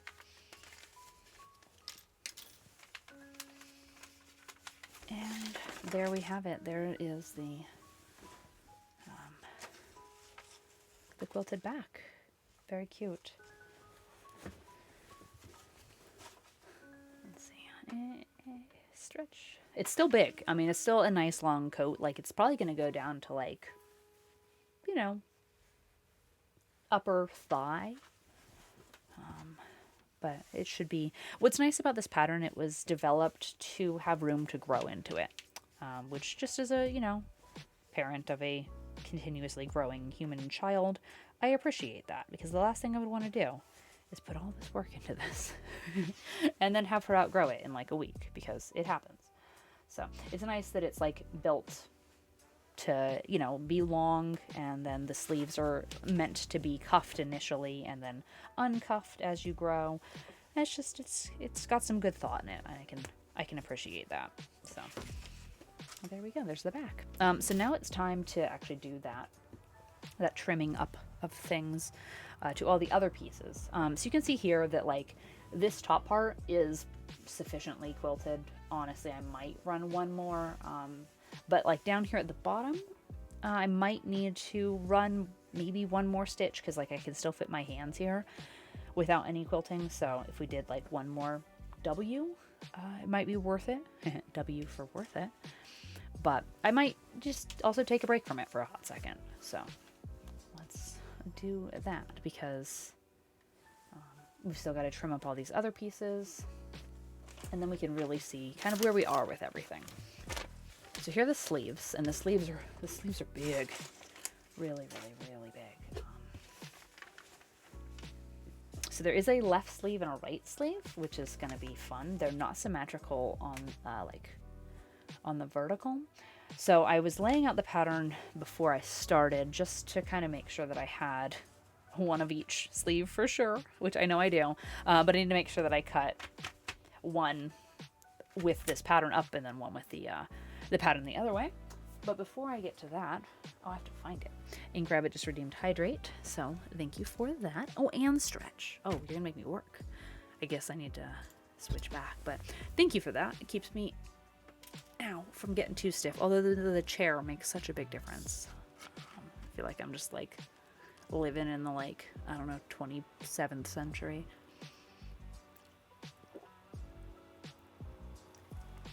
So thank you for that. And then we're going to cut these down to size.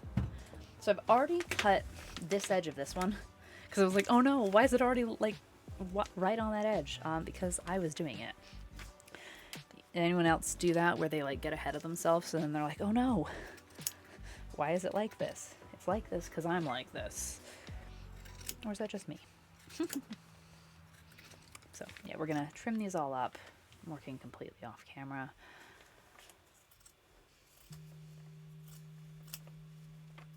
And you want to try and keep these laying down as much as possible. Sometimes I break my own rules and I pick things up, but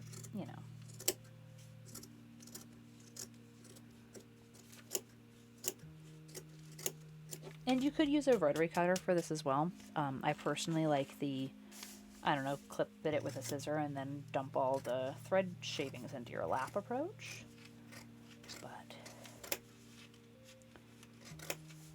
if you had a rotary cutter like this one, and you might want to use a ruler, but you can also freehand. I see a lot of people just kind of freehand. Now you want to watch your fingers, of course, and that's where using the ruler would be nice, but if you're careful, people also have those really cool electric turkey carving scissors, where they just go really quickly and they're like meh. Been seeing those kind of have a resurgence in the quilt world.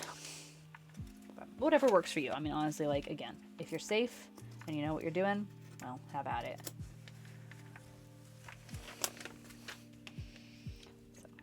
Keep on trimming. Sometimes I find it's easier just to flip it around, because then I can follow the curve, the more natural curve with my hand instead of fighting it, and it's worth being a little awkward, especially since I'm just awkward most of the time anyway, so might as well make that awkward work towards me, right? Work for me. Yeah, no, tried to give some good advice there. Forgot how to speak, so. Alright, so you can see, I cut my backing fabric way bigger, but, on this feature fabric, I only had that much extra. Which means I didn't waste that much of my feature, and it's all good. So I just love this sleeve. It's so cute. So I gotta take all my pins out.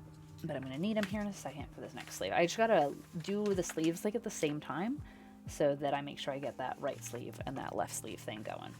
So the lining's facing up, got to flip that over. So you can see that quite a bit of it gets cut off, which is fine. It's fine. I mean, that's why we're doing this. I'm also going to try to line up as much as possible the cuff edge so that the cuff has about the same on each one.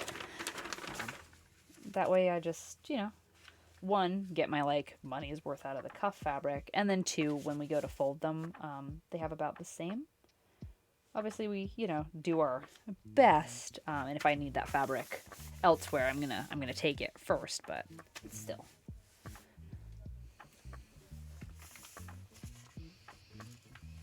Now, in case you're wondering, why is there a right sleeve and a left sleeve? This is just because of the way that the coat is fitted.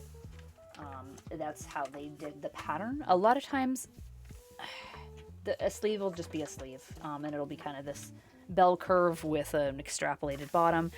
I'm really hoping, because this pattern seems very, very well written, so I expect it's very specifically for a reason. I'm hoping it just is less bulky, because with a lot of sleeves you have to gather at the top, and with like a coat like this would be hard to gather all this thick. It'd be like trying to gather a whole sweatshirt. So I'm excited to see how that comes out. Now, like, with like a blouse or something, you just kind of make sleeves and then throw the gathered part in there and call it a day. I'm so nervous about this. I'm just making sure that this is the same piece, like the right way, because now I know there's a difference. So you'll see me check it a couple times just because I'd rather be anxious than sorry, which is why, even though I like legitimately do have anxiety, I then make my own anxiety worse by doing things like that, but also better. I don't know. I'm trying. So we're gonna get this one cut out, and then we just have to trim up the fronts, because this is, let's see, there's 2 sleeves, a front, a back, and a hood, so there are 5 pieces. The hood is already cut and actually already assembled. I couldn't resist the other stream. I wanted to have something like sewn together, so we made the hood. It's so cute. That's why there's pictures of it on the Discord, because it's so cute. So cute. So we're gonna keep on just kind of chunking. Like, you can see how thick this is, because it's 3 layers. It's the feature fabric, the lining fabric, and the batting, which is what makes it so nice and puffy, which is why I'm very excited about it, because it's going to be warm. Like, if nothing else, it's going to be a very cozy coat.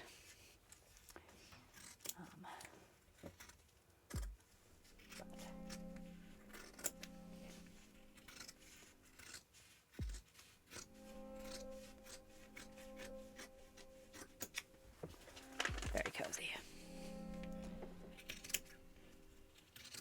But like, these steps have been a long time coming, just because, you know, we had to cut everything out, and then we had to quilt it, work on all these pieces, and now we finally get to see them like in their true form. And so it's good stuff. It's really good.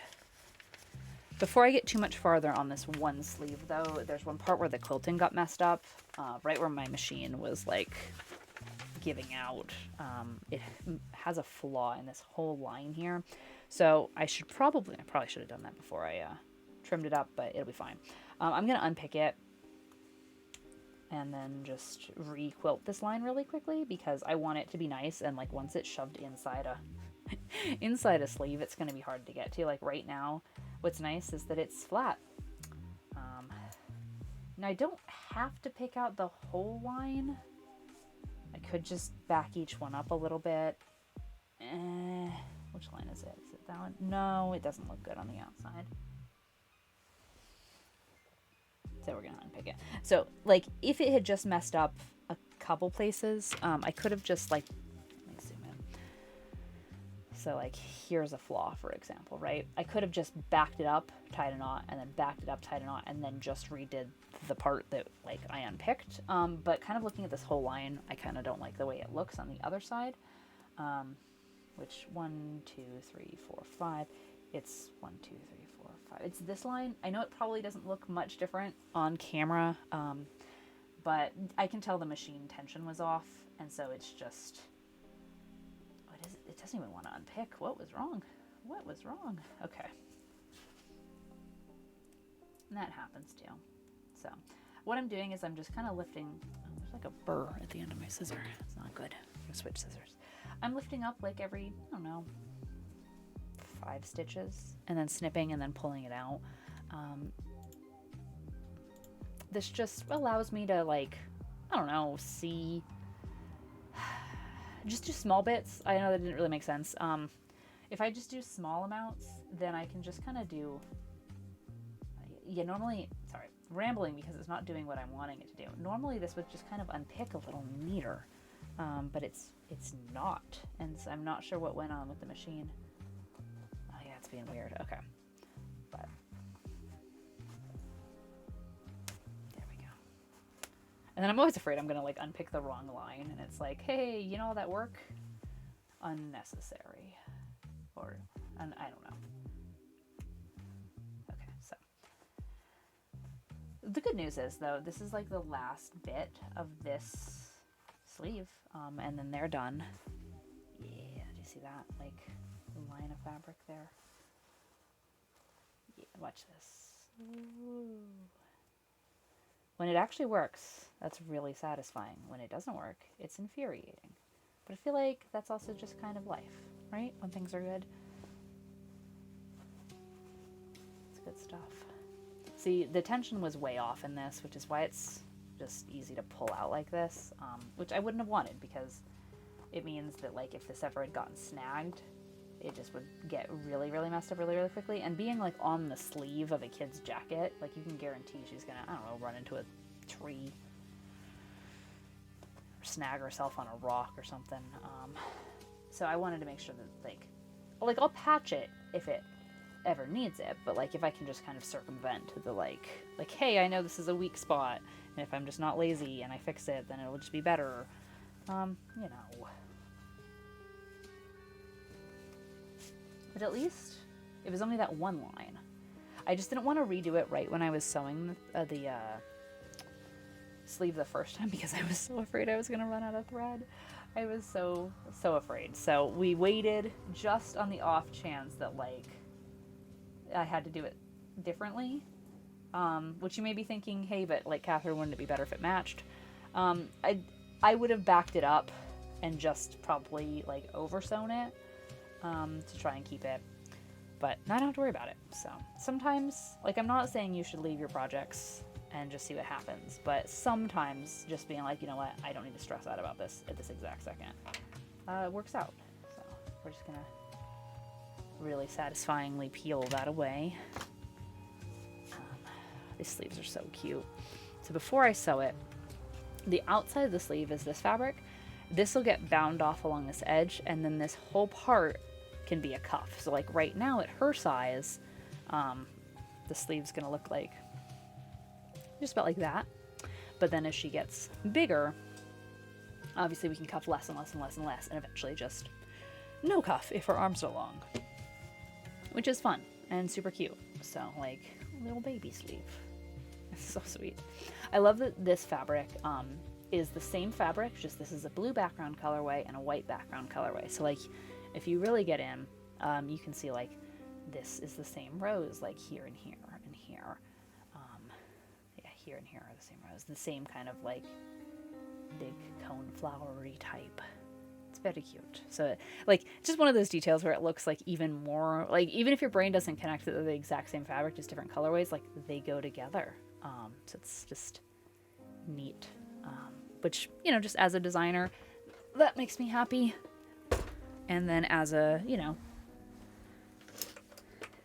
textile consumer, it makes me happy as well, because it's like, hey, look, they go together. This is nice. I don't have to like think about it too much. It just works.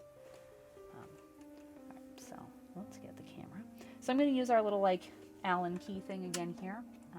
I'm just going to put the key on a stitch and then kind of just zap it over. So this one will be really easy because it's a straight line.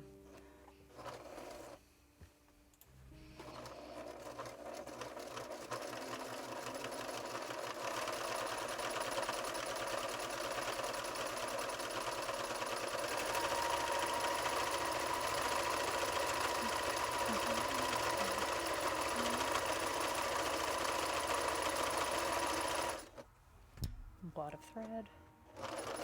And we did it.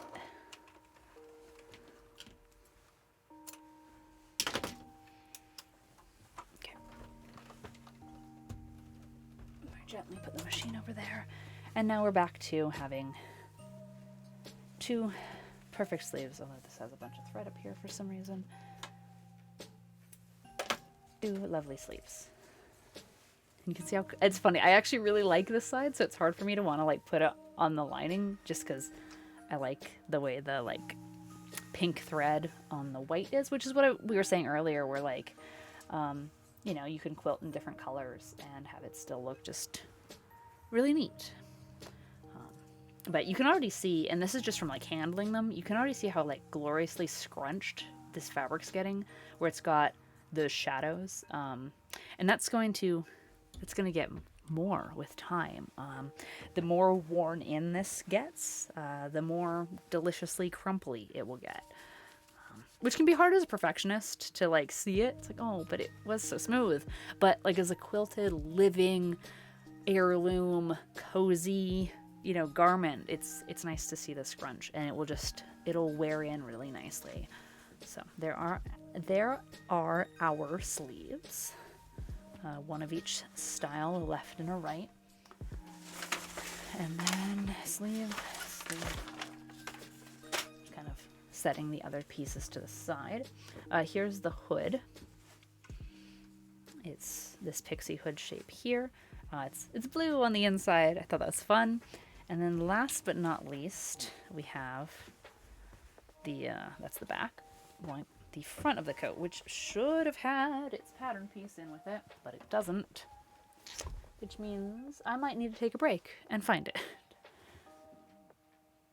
I think I left it on the front porch because obviously a very important place for patterns.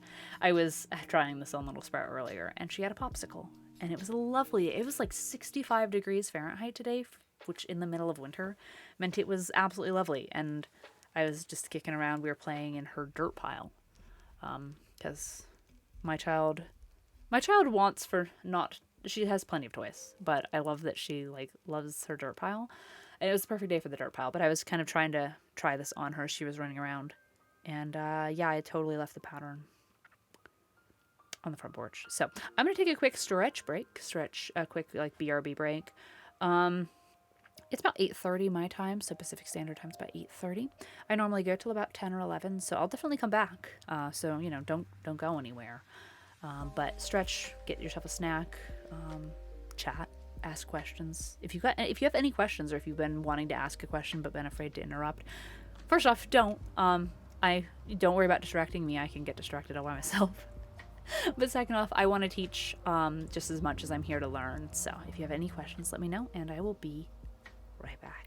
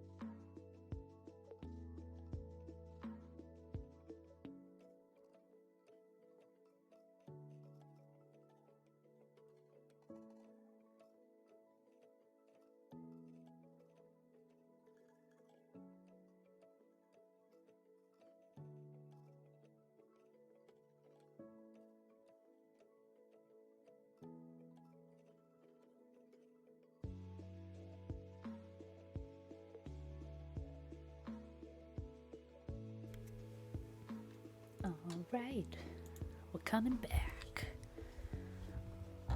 All right, so like, total like, I don't know, ADHD squad assemble moment there.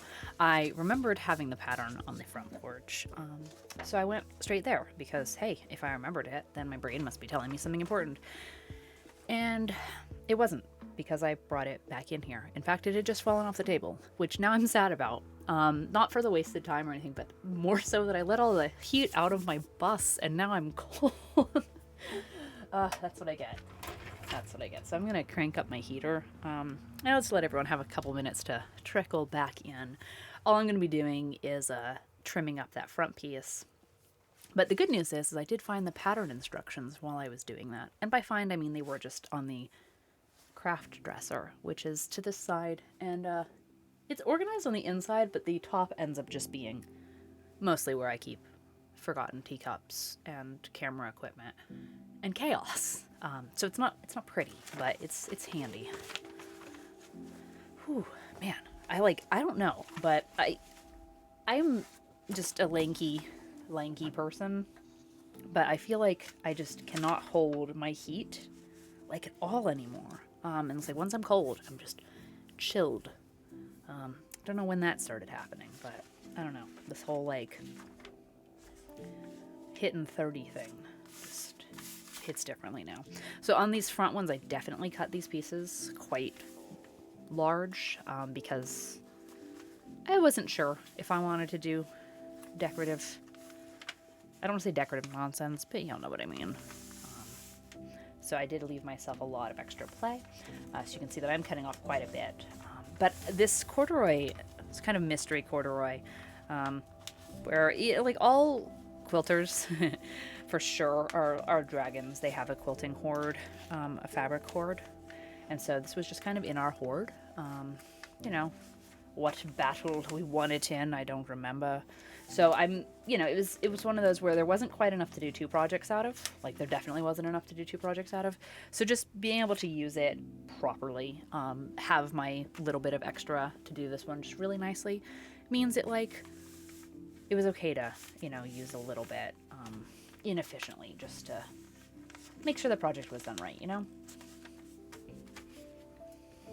All right, so this is scary to cut into, just because there is so much. For some reason, again, when it's hold on, I might have just pinned that wrong. When there's too much extra, it's like, oh no, am I completely misreading this? Is this the right piece? I want that flower to be a little bit more centered, so that's what I'm just looking at. I'm also trying to make sure that this lines up with the grain of the fabric, and that's that. In this case, it's the wales of the fabric, but there always should be a line on your pattern. That's just the grain of the fabric, the direction the fabric needs to go. And so it's really easy with something like corduroy that has wales. But I just really want to keep that as straight up and down as possible, and then get as much out of this flower that I bothered to quilt, because, I put that effort in. It's mine. I want to protect it. So I'm just repinning that. So if you're just rejoining us, guess what? You missed nothing, because I just undid some work and then redid it. So it's like we're doing it for the first time. First try.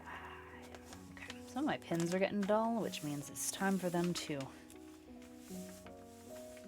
stop being sewing pins and start being crafting pins.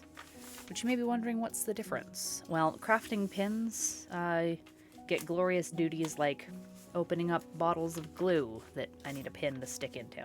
So I like to keep all my dull pins for stuff like that, because then I'm not putting my nice pins into glue soup and paint soup.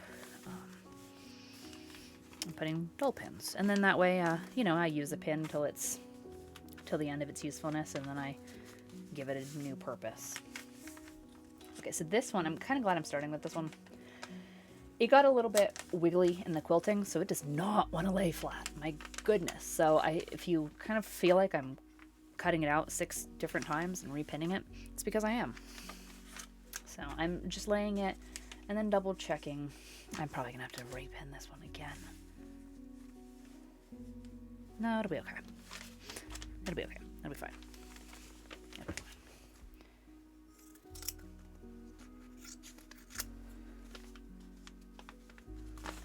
No, I want to move that.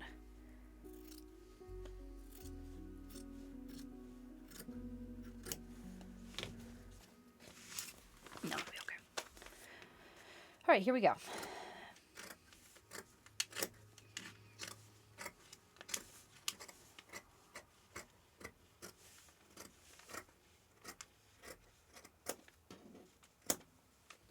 Plus, I don't know, there's something really fun about the scraps too, because it really, to me, it reminds me, not that I like forgot, but it just reminds me like what this is made of, like in its core. Again, it goes back to that kind of just being able to deconstruct things.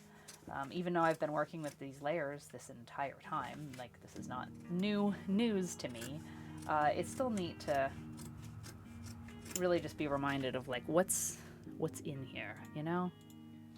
Let's try this. There we go. Now you don't see my face hanging out.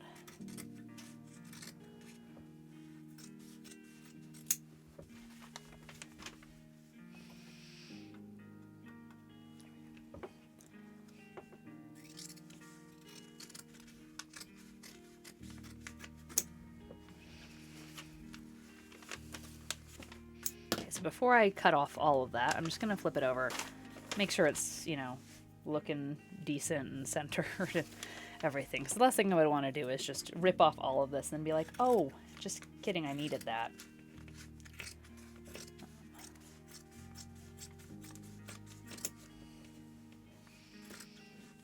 And there's still part of me that like wants to keep it on. Like, oh no, what if I need it? But it's like this quilt, this pattern, it was very highly rated. It like is made for clothes, like kids' clothes. I don't need to add in 3 extra inches on one side just because I have anxiety.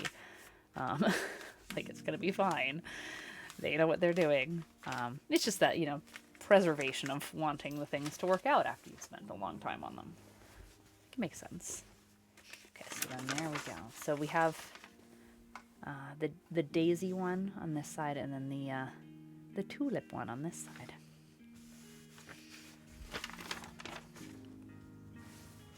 I also have the instructions, like I said, because, you know, even when you like know what you're doing, you know, if you're using someone else's pattern, it's still just nice to know like what order they intended things to be sewn on. You know, because I don't need to reinvent the wheel here. Like, if they've got secrets, tips, and tricks, we should let the experts speak.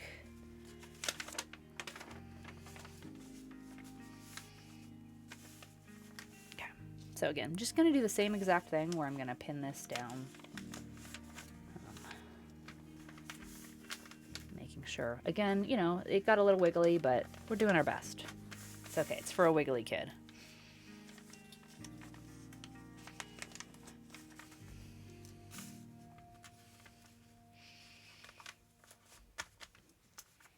But tonight should be really exciting because we should start to actually like see progress. I know, at least for my brain, it can be really hard to do like all this kind of setup work, especially like when we, like, not to say with a normal pattern, but it's like, yeah, with a normal pattern, you'd like cut your pieces out and then be able to like pin it and see what it looks like. But with this, we had to like cut them all out and then take, I don't know, 12 hours quilting it. So we haven't seen it come together, and I want to see it come together.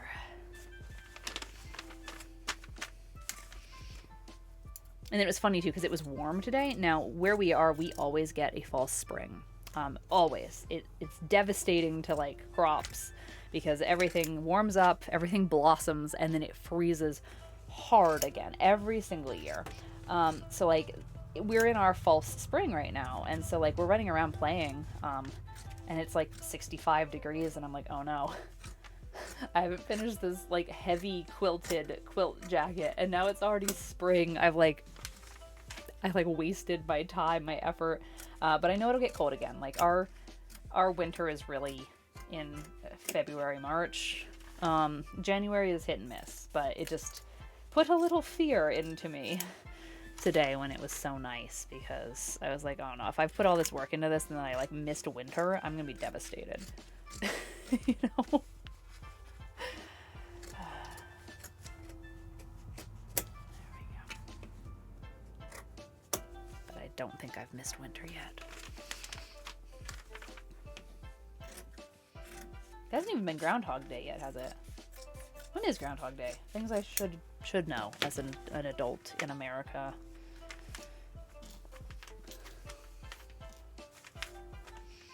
Okay, look at that. Look at this. I can take out these pins now.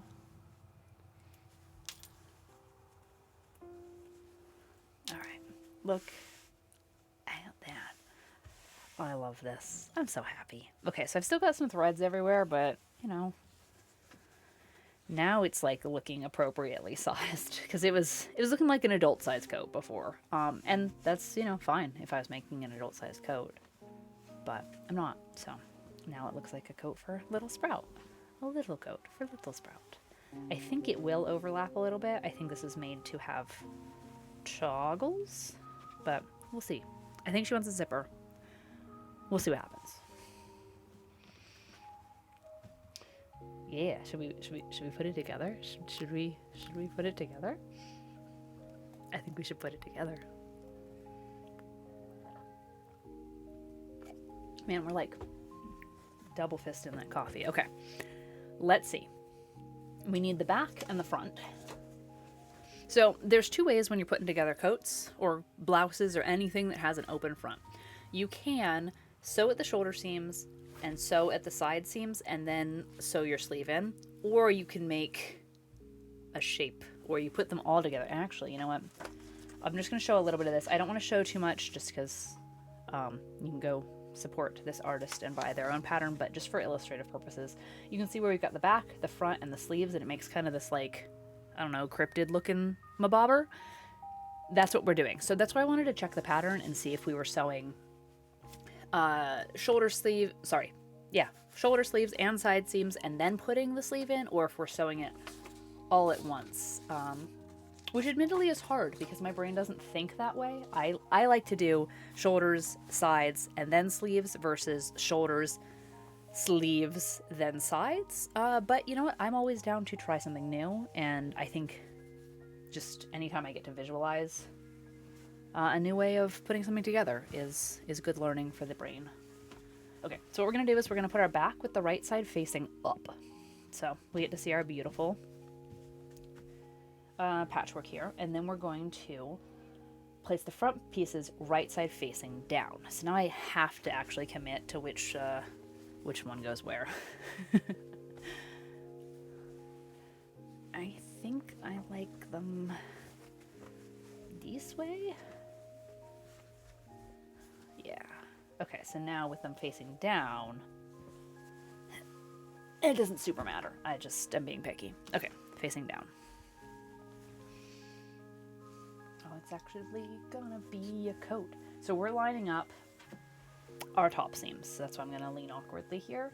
This is the shoulder seam. We're gonna pin that, and we're going to be using a 3/8 inch seam allowance, which is about 1 centimeter for those of thou who use metric system.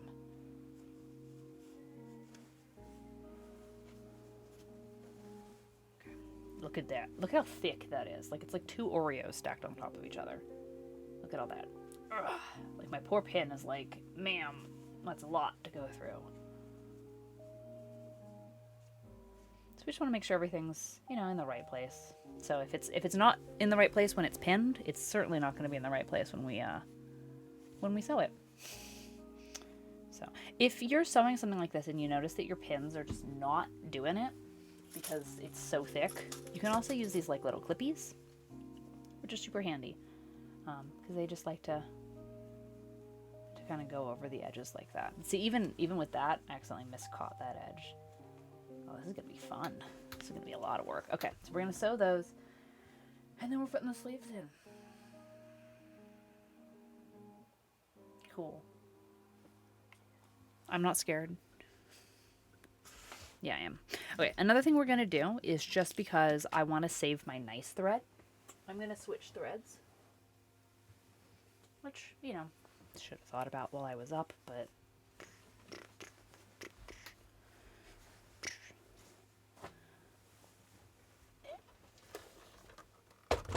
Ta-da.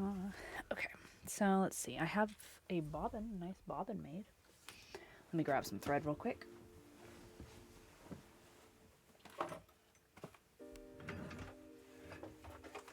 I like to just sew with gray. I find that gray is just, you know, nice for a middle ground like this because it's light enough that I can see it, but it's not like super dark. I mean, that's kind of the point of gray. Like without rambling or ranting, it's just, that's what gray is good for.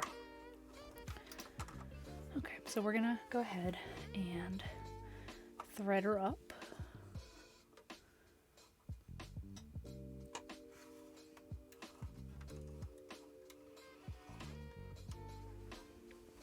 And then get ready to sew. I gotta change my bobbin too, because I personally like to have my bobbin match my top. It's just tends to be better for like, you know, if you've got a thread that's one weight pulling against a thread that's another weight, you can have tension issues. Whereas if they're the same, you know, one less problem maybe. Now, that said, like, I can always make problems. And there's no rule that says they have to be the same either. And you can do cool things with like thread painting and stuff if they're not the same. So, like, don't take anything I say as like absolute definitive law. It's more just like, if I know there's going to be problems, I know how to at least make it to where I have less problems, maybe? Boink. Alright, so we are using 1 centimeter seam allowance, which I'm just going to measure out and kind of see what that happens to be like on my foot, because I have a metric ruler here. So 1 centimeter is actually pretty close to the edge of this foot, because we did determine that this foot was not a 1/4 inch, so having it be closer to a 3/8 is nice.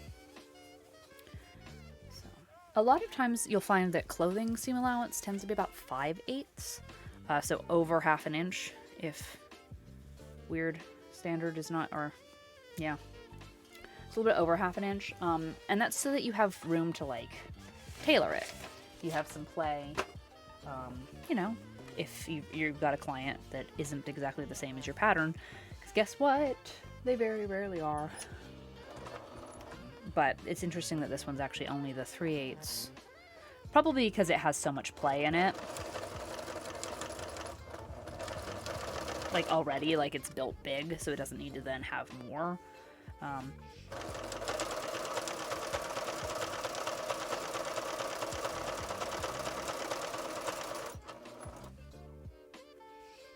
it feels so nice to actually be putting this together. Okay, so there's one shoulder, and then we're gonna bring up the second. Try not to spill my coffee. You know, normal stuff. It's a lot of layers. 6 layers thick that we're shoving in under this machine. So it's handling it like a champ. And this is where earlier She Heaps was asking if I was going to zigzag it or overlock it. For the moment, I'm just going to straight stitch it. This is because I haven't tried it on my client. And so I'm going to sew it to where it's structurally together, but not like so put together that I can't unpick anything, before I worry about any, like, I don't say seam finishes, but like I can put this on her and try it on, and then if it fits, then we can worry about like making, like reinforcing those seams, but if it doesn't, I don't have to like unpick all of that. But like, it's getting there. It's a coat. I know I'm really close to my camera, so it's hard to tell. Hard to tell what it is. It's hard to tell what it is. I don't know. So now we got to push the machine away again. And now with this open, we kind of make our multi-armed cryptid thing. We need all the camera. So we're going to open this up, and then we're going to put the sleeves in it. I don't have enough table space.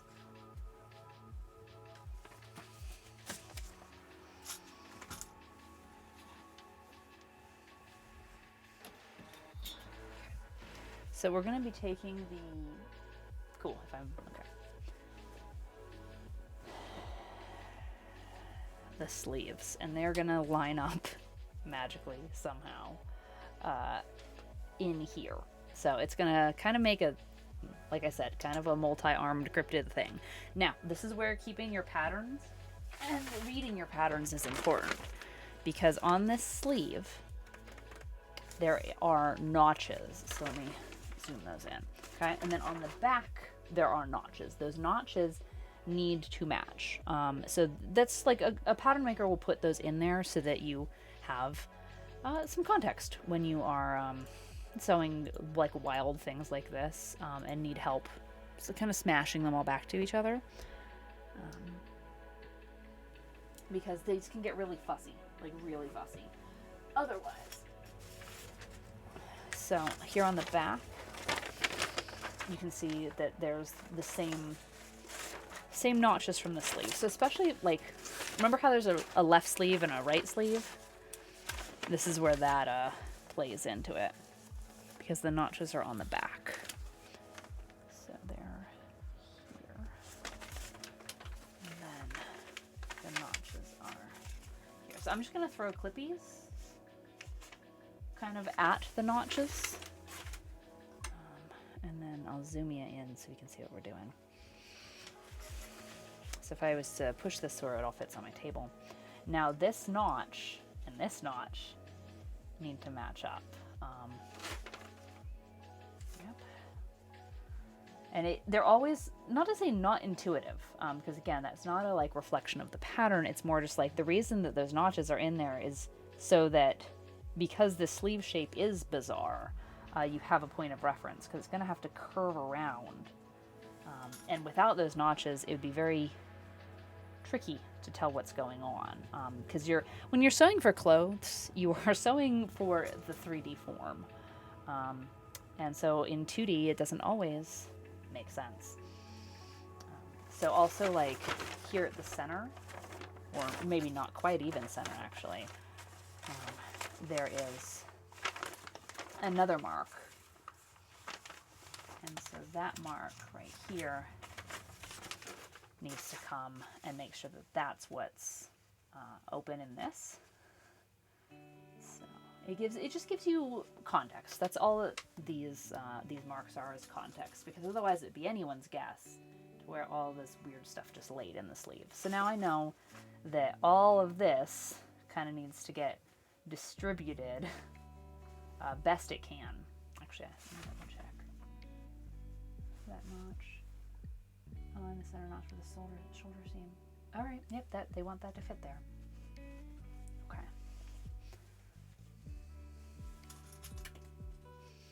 So we're gonna do our best. And you know, obviously, if it's a tiny bit off, like, things happen, but at least being in the vague ballpark of this is gonna help tremendously. And again, we are working on a 3D shape from 2D pieces, so it's gonna be interesting. It's gonna be an adventure. So I like to really work it around and use these clips, because then, one, I'm not stabbing myself with pins, so that's always a plus. And then two, they kind of act like more distributed weight, like pressure, and so they don't shift around like pins really can. But I don't know about y'all, but I'm like crazy excited about this, because here in a second, when I turn this, it's gonna be a sleeve, like on a jacket. Like, look at that curve. That's good stuff. I know close up and on a small work table it can be kind of hard to see, but I'm feeling it, Mr. Krabs. I am feeling it. So we're just going to keep really clipping and pinning. This is where, like, not always in life does preparation equal, you know, direct correlation to success, but I feel like this is one of those areas where it really does. And it doesn't have to be pinned or clipped that extremely, obviously, due to your comfort level and the amount of clippies that you have. But like you can see here, it's gonna line up a little nicer than it had been, so I might not need as many clippies. There we go. Look at that. Sleeve. Ta-da! It's finished. Little Sprout, come get it. So we're going to be zipping that up. Let me just move pattern pieces for a second. And then clip in the... Oh, I've only got enough clips to do one. So we're going to do one at a time. That way, too, if anything goes wrong, we've only clipped one incorrectly. So along the dotted lines on picture. Okay, I can do that. Okay, let's do it. Also, I'm glad there's not pins because I just totally like face hugged that, which, you know, 10 of 10 would not recommend. Do not smush your face into pins. Okay, so we've got it here in my lap. Hello. I've got my ruler everywhere, and we're gonna be sewing this. So we're gonna go from dotted line to dotted line, and hopefully not stretch or push this out of the way any more than we need to. I'm trying to decide what edge to sew on. I tend to like the flatter side to the machine and all the weird bulky nonsense up where I can see it so that I know it behaves. But you know, dealer's choice in a lot of these things, and we're just gonna come in and just try our best. Now with a sleeve like this, I'm actually gonna set the stitch length bigger. So that way, if I need to unpick it, it's less to unpick. And then I can just sew it again if it works well. So it's just like a little bit of insurance against yourself. Like obviously I'd like to just say, yeah, this is gonna go great. It's gonna be perfect. It's gonna be fine. But like, I know that these things don't always work out. So kind of having that, by doing the bigger stitch, you're setting it in so then you don't have to like use the clips the second time. But then you're also just not having to unpick a massive mess if it does go wrong. And it probably will. Because without like industrial machines and curved things, like this is the hardest part, arguably. I would say that the hardest part of any top garment is putting in these sleeves. Like, you know, pants and stuff have their own challenges, but I would argue that the hardest part of any top garment is the sleeves.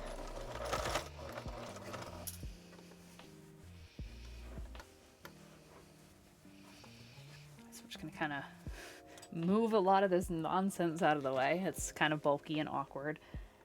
It's okay. So am I.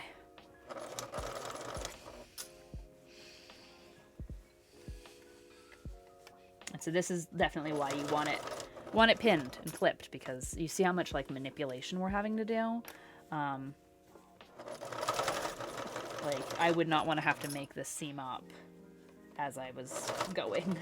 I'm also sewing with my needle down so that like even my needle's helping like keep everything in place, because like there's a lot. We're sewing through 6 layers. In some places more than that, where we're joining up with other seams. There's a lot. It's bulky, so we need all the help we can get. Okay.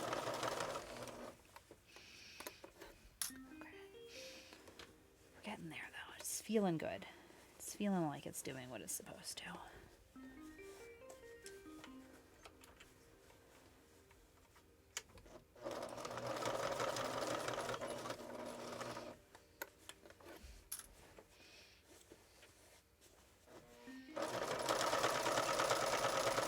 What's also nice is if you do the large stitch to try it first. If there's like just one part that needs to be unpicked, then it's even easier. And then you can just resew the whole thing after you've unpicked that little bit. All right, let me bring it to big camera so I can show you in all its glory. So we have it right here, and what we're gonna do, let me move this. When we turn it right sides out, we have a sleeve. We have a sleeve set into a shoulder. It looks really good. Oh, I'm so happy. Like, you know, I don't care how many times you do something like this. Like, if it actually works out, we get excited. Even if I did this all day, every day, I would still get excited for stuff like this because, whew, that was hard. Look at that. Oh, look at that. Okay, so now that it's for sure good, I'm going to go in with the smaller stitch because it didn't pinch anywhere. That's kind of what I'm checking too, just like making sure there's not any like weird chunks, because things happen. Your machine grabs it at different spots and, you know, forces it through the machine with different tensions, and hopefully this will just stitch it up the same way again, just the same way we did it. And I could also, like at this point, I could also do the zigzag. I'm not going to. Yeah, right? Because like I said, I'm going to try it on my client first. And then I'll worry about seam finishes. But we're going to make sure the structural integrity is there for the night, because I'm not going to lose my work.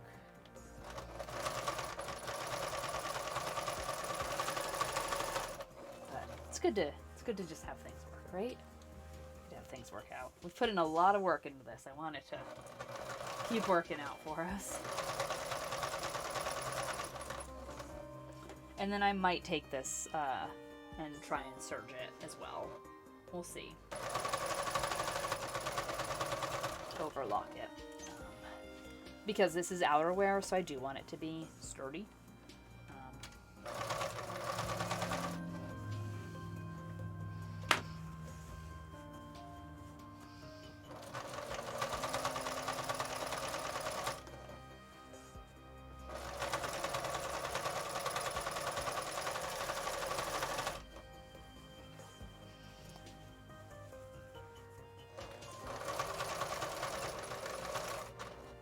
Arms are tired. Like when you're manipulating big pieces of fabric like this, like it's kind of funny. Like your arms get sore. Oh, that's good. Good. All right, let's do that again on the other side.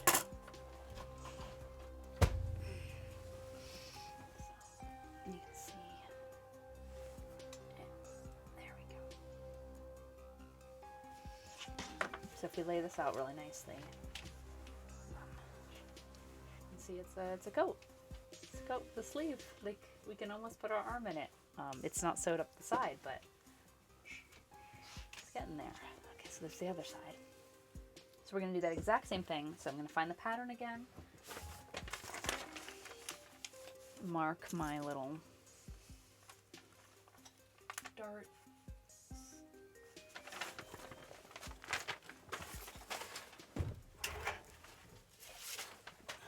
Back. Okay, I'm gonna open this back up again. I gotta remember what I'm doing. Which way. On the back. Little darts. That's the front.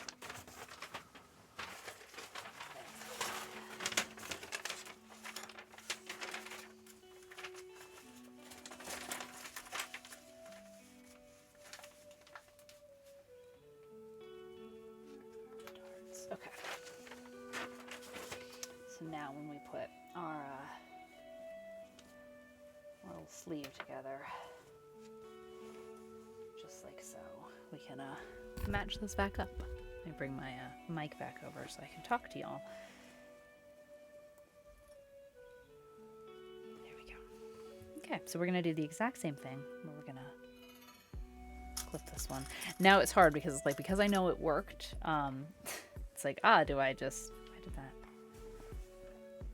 I'd be like tempted to just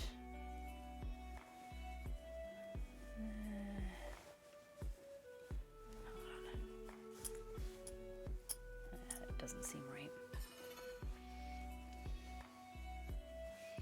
Do those dart marks again.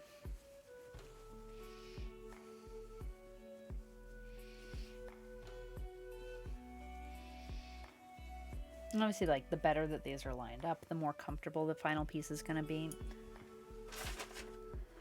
And sometimes it takes a couple tries to, like, just get it sitting in, right? Like, again, we're working very much with a 3D form translated to 2D and then translated back to 3D. Like, it's getting really real.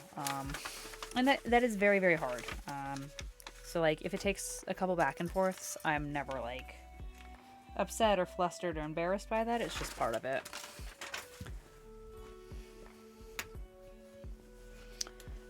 because you want to just take your time with this kind of stuff. That's better that time, okay. That's better that time. Alright, so, you know, I don't think anybody gets it right on the first try anyway.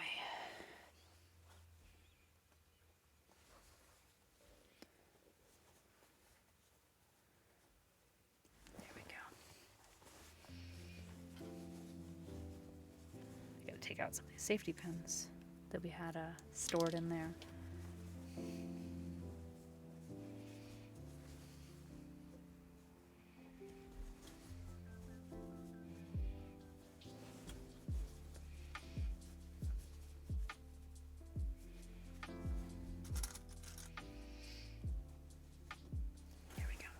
So we're just going to kind of keep working this around, just nice and gentle.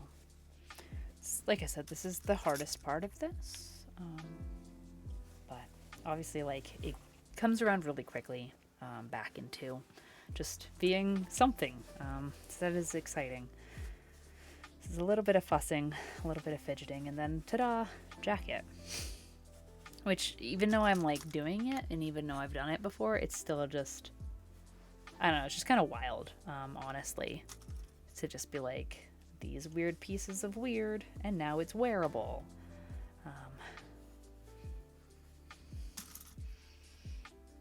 It's a good feeling, though.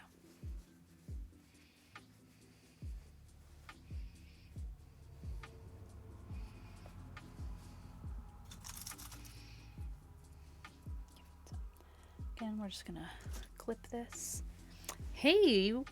Winter Miser says, "Meowdy, strangers. Well, mosey on in. How are you tonight? We are making a quilted coat. I am putting the sleeves on, so we're getting into it. We're having some fun making some stuff. How are you? Excellent. I am very glad to hear that. Very glad to hear that. If you are comfortable in doing so, you're welcome to introduce yourself. Tell us about yourself. If you're a fellow maker and crafter here on Twitch or a fellow gamer. If not, you're welcome to lurk. You're welcome to just hang out and watch the process. We're going to be stitching the sleeve on. We're going to lug this machine back very gently. Do a little dance. Bring our camera back. Hello. And stitch the sleeve in. I am going to I'm going to make the stitch bigger. I said I might not, but I'm going to. Which means, hopefully, as the other one, it'll turn out perfectly, and I'll just have to do double the work instead of unpicking. But, you know, I figure 6 one way, half a dozen another. It's, excuse me, it's work either way. So, we're gonna get this under and see how it handles 6 layers coming from the other direction. And it's funny, too, because I don't know about y'all, but, like, when I'm doing something one way, it either feels, like, super right or super wrong right off the bat. And then I'll go to the other side, and I'm like, oh, yeah, that was nice. Apparently, sewing in the right sleeve was the way that my brain needed to work. Sewing in this left one, I feel like I'm fighting everything. So this one might not go in as nicely as the other sleeve did, just because it feels weird. I'm coming from the other, like, I'm starting at the other curve. And just having to work it backwards. So there's that. So we'll see how it decides to behave, which might be why we put the stitching in, the bigger stitching, so that it's easier to pull out. You know, it's a thing. It's part of it. It's, like I said, it's double the work either way. You either unpick, or you sew it twice. So. You just have to decide which one you'd rather do.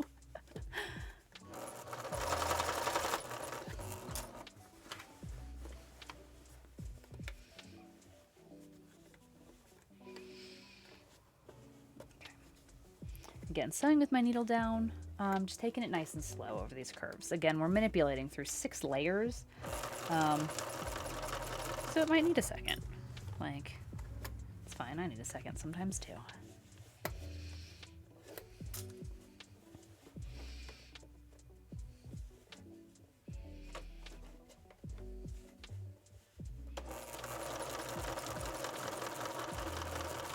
And we're just trying to go slow enough that we like stay in control. We're trying not to get any like massive ripples or anything. Just trying, yeah, we're trying to remain in control. That's all we're doing. But there's no guarantees there won't be ripples or anything, so that's why we're sewing with the bigger stitch, so that we can investigate when we take this all out. Because I see a ripple, and I'm sad. Oh well, it happens. Like I said, this side just felt weird because I was sewing backwards. Did I run out of bobbin thread? No, top thread broke. Weird. All right, so we're gonna check it.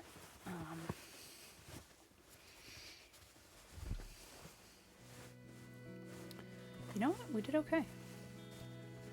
It only rippled on the inside. So I have to decide how much that bothers me. I don't think it bothers me enough to undo it, because there's just a little tuck on the inside. But by the time we sew it again, I might be able to just manipulate the fabric like in place. So there's that. Dealing with it on the fly. So let's rethread our needle and see where we're going. I don't know why the top thread broke. Normally, if anything's going to go out, it's the bobbin, but stranger things have happened. There we go. Alright, so let's re-sew that, only because now we'll put it on our actual proper stitch length. And this one goes out to the structural integrity. So we're just going to sew that right again. Same thing.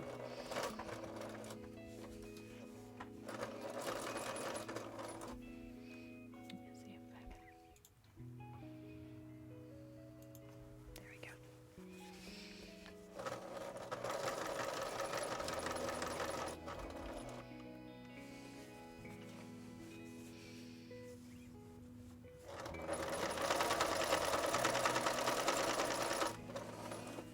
Yeah, this is the same sleeve we've already sewn. I was like, why are there 2 lines of stitches? Sneaky sleeve. We're gonna go back to the other one. Trying to get sewn a 3rd time. Goodness. All right. Yeah.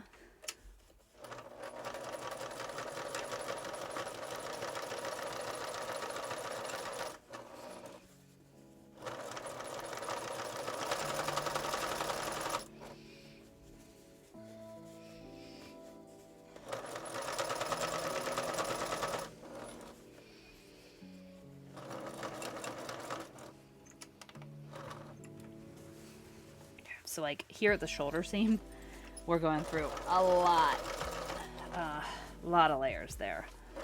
So it takes a second.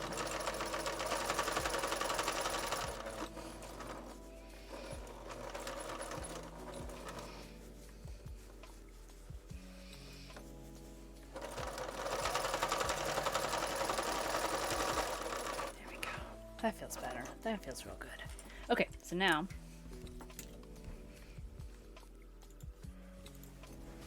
if we take it and turn it, we have quilt coat with sleeves. So you can see it. And then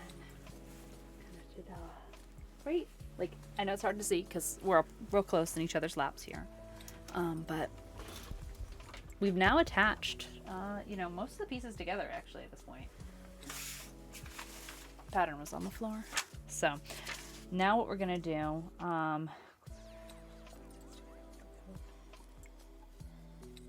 okay.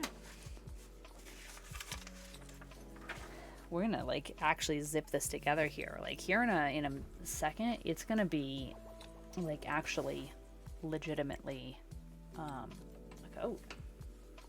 Let me just get the camera set up so we can see it.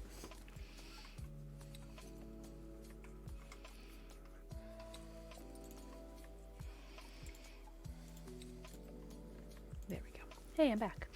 Okay, so now with all the right sides together, which means everything we want on the outside, on the inside, we're going to figure out how we're zipping this up. So, like I said earlier, you can either sew it shoulder seam, side seam, then inset the sleeve, or you can do shoulder seam, sleeve, like arm scythe, and then shoulder or side seam.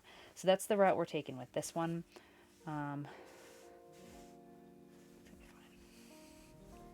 So I just got to line it all up now. So we're going to do like kind of the exact same thing, where we set everything in all nice, and clip it with our little clippies, and then zip it all together.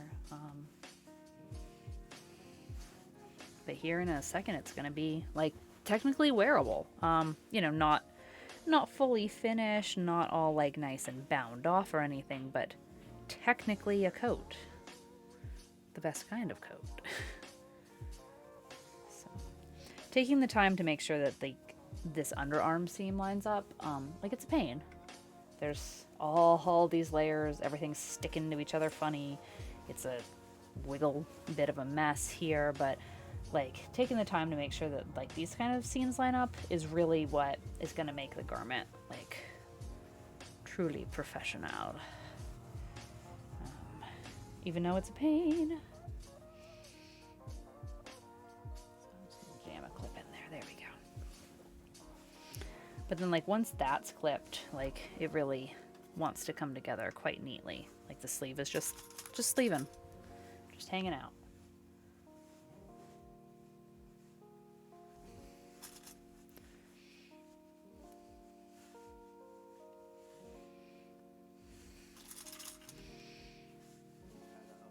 Lots of clips down.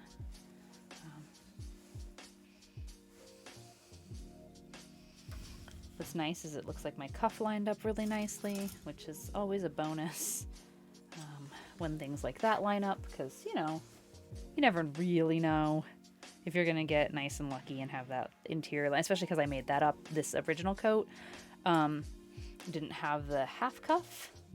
That was something I put in to save fabric.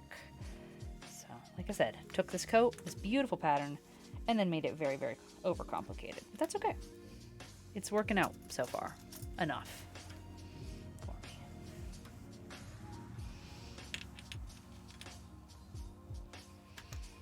So this would be the time where if I really felt like this needed more quilting, now would be the time to do it. I'm not that worried about it. I think it's coming together quite nicely. So we'll just kind of see where it goes.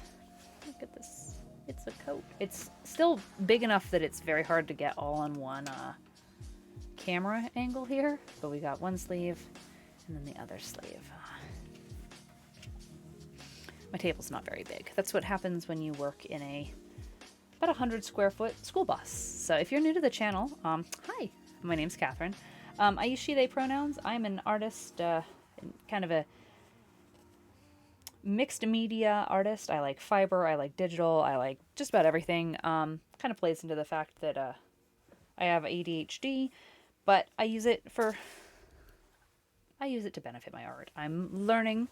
I am just a streamer, a YouTuber, a queer single mom who just does her thing, like I said, in a school bus. So it's all good. It's fun stuff. So if you have any questions about what I do, why I do it, how I do it. If you have any questions about my boss, his name is Art. He's cool. So, flap. We're gonna just keep on clipping this all together. I gotta move these safety pins.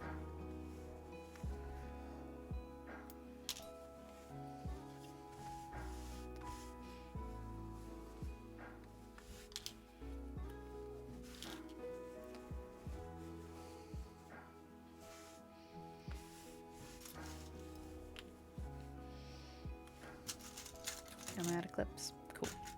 Okay, so we'll start with that side and then, but yeah, you can tell it's actually a coat. It's so cute too. It's been a good number of hours on this. So like a couple of y'all have been around since the very beginning of this. I just started streaming, just the very, very, very tail end of last year. And so none of these projects are that old, but you know, for the projects that we've been working on for quite a while, it seems like it's fun to see some of the same names and be like, oh, you've been with me since the beginning. And if you're just joining us, I am just as thrilled because honestly, this is such a cool community, such a cool place to be, and really happy that, you know, y'all took the time to be here and make with me. So let's zip these seams together, right? Let's make a coat.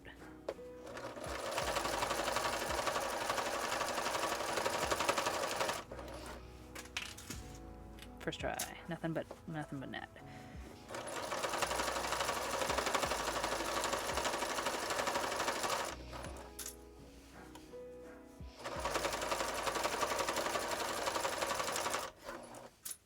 Okay, so this is where it's gonna get tricky, is right at this armpit. Already not looking forward to it, but we're here, so.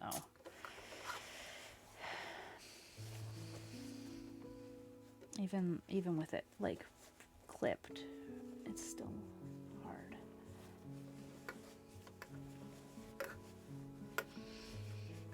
Okay.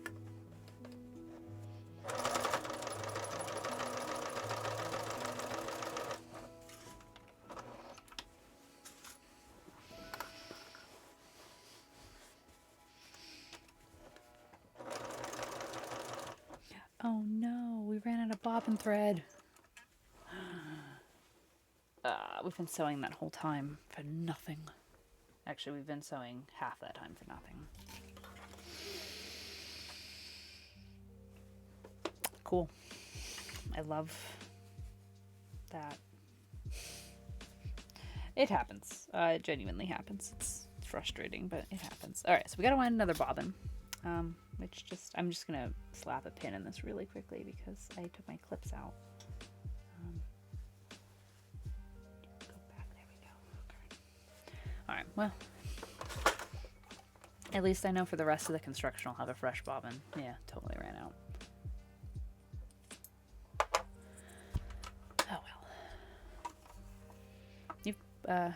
Well, you know, it's one of those where it's part of the creative process. It's part of the sewing thing, just kind of these weird maintenance moves that, you know, like I said, I do YouTube as well, and like I wouldn't bother to edit in the process of making a bobbin, but it's just as much part of it as any of this other sewing. So yeah, thanks for keeping it real with me.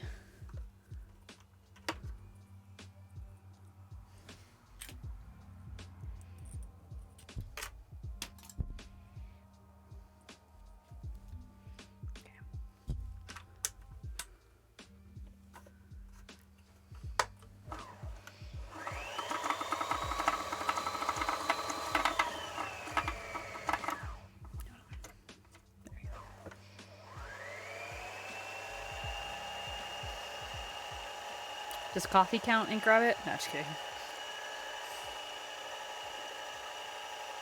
I will drink water as well. Maybe.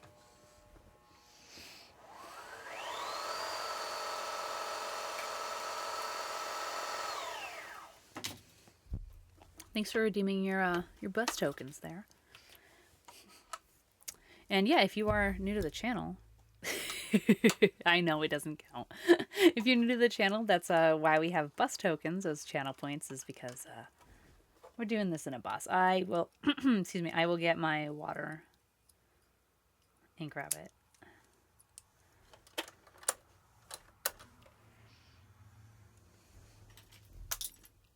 I know that coffee does not count. I put my water somewhere, and I will find it as soon as I throw out this needle.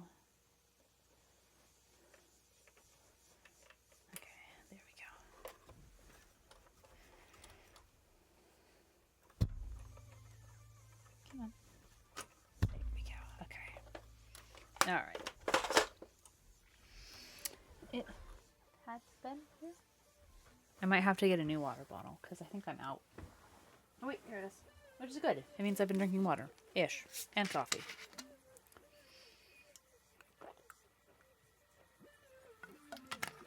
Oh, so you're like right on the hour. You redeemed points an hour ago for hydrate, and then right now on the hour. So thanks for keeping it to a schedule there, sir.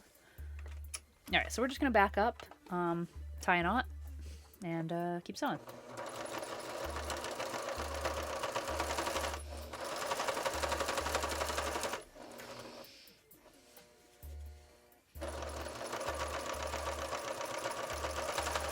This time, you know. Uh-oh. Hold on 1 second. Why'd you skip?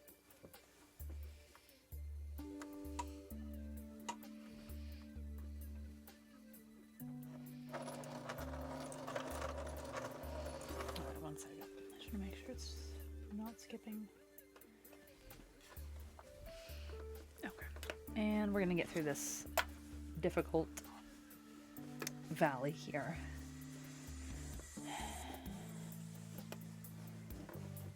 Okay. So you kind of just have to figure out how to manipulate your fabric the way you need it to go, and then just hope for the best.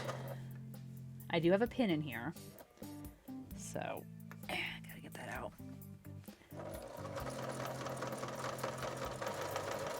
Some people can sew over their pins and it works out for them. I am not those people.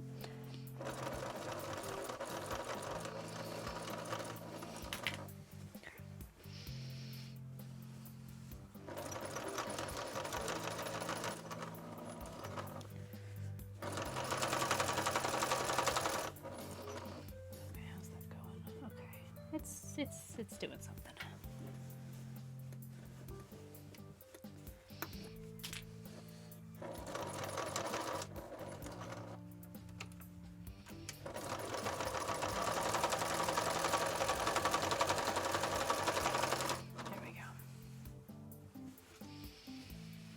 Oh, it's so exciting to know that, like, this is it coming together, you know? Like, it's gonna be a jacket.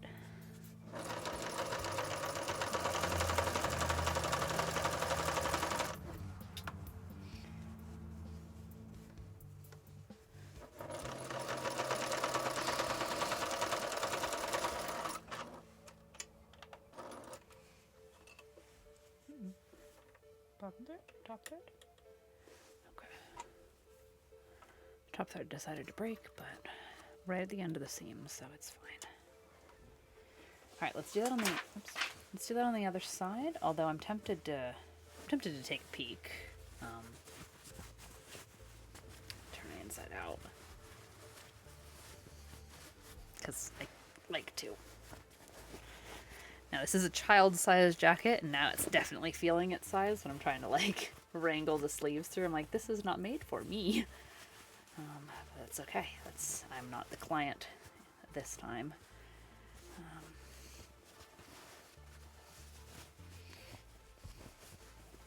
Oh, look at that underarm seam. That's gorgeous.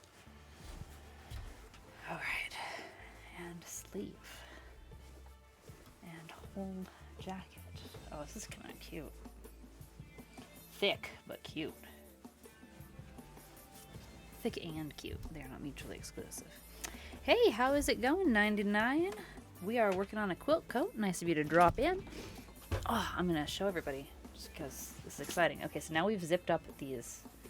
When I say zip, I mean like stitched. And it's actually like a coat with like a sleeve. Which makes me think of that really terrible joke where like, where do commanders keep their armies? In their sleeveys. So yeah, terrible humor. But ta-da! It is one sleeve and then one clipped thing. But it's really getting there. Really getting there. It's definitely feeling that transformation from the 2D shape to the 3D shape, especially with as many layers as this is. Like, it can kind of hold itself up. Like, if you can tell it looks a little inflated, that's because it is. It's stiff, which is good. It's good. It's going to be cozy. But it's also looking nice on that really cool curved 3D form because it's going to go on a human. One of my favorite humans, actually. So, all right, so now we're going to take that other one, wrangle it around a little, flip it around 3 times, bring it around town, and clip this other side. I think that's like the 3rd SpongeBob reference I've made today. Which is weird because, yes, it's become a beloved cultural cornerstone, but it's not my favorite cartoon.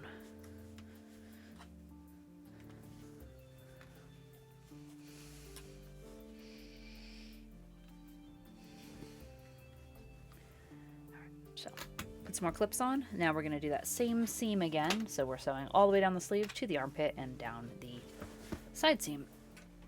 So very carefully with the machine. Rethread the needle and continue on.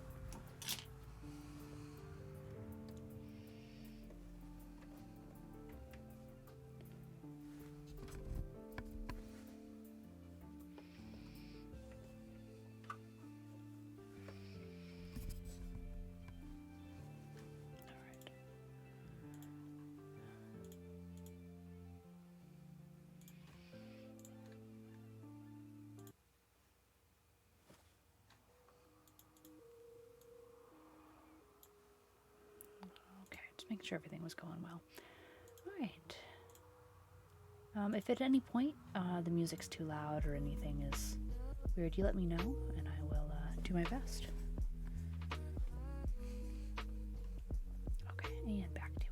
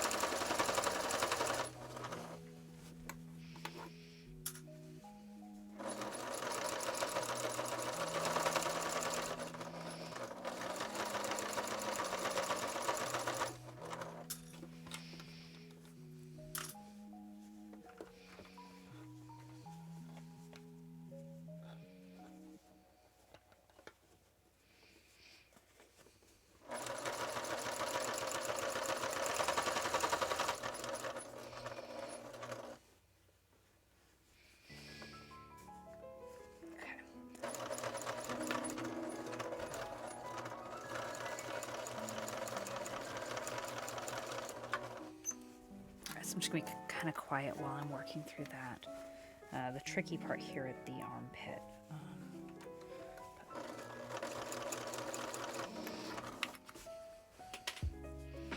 There we go.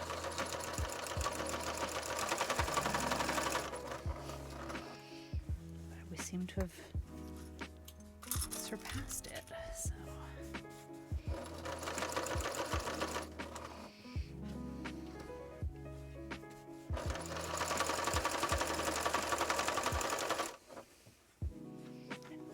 I've clipped it, but I'd still like to just make sure that everything's laying as flat as I can get it.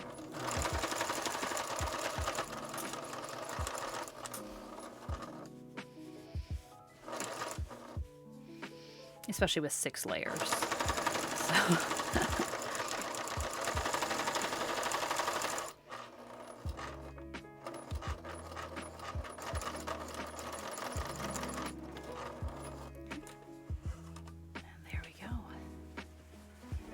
So I'm going to do the same thing where I,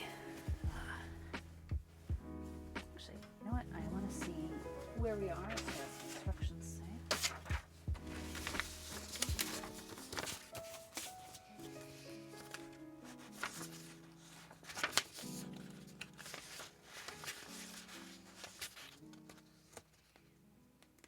And, okay.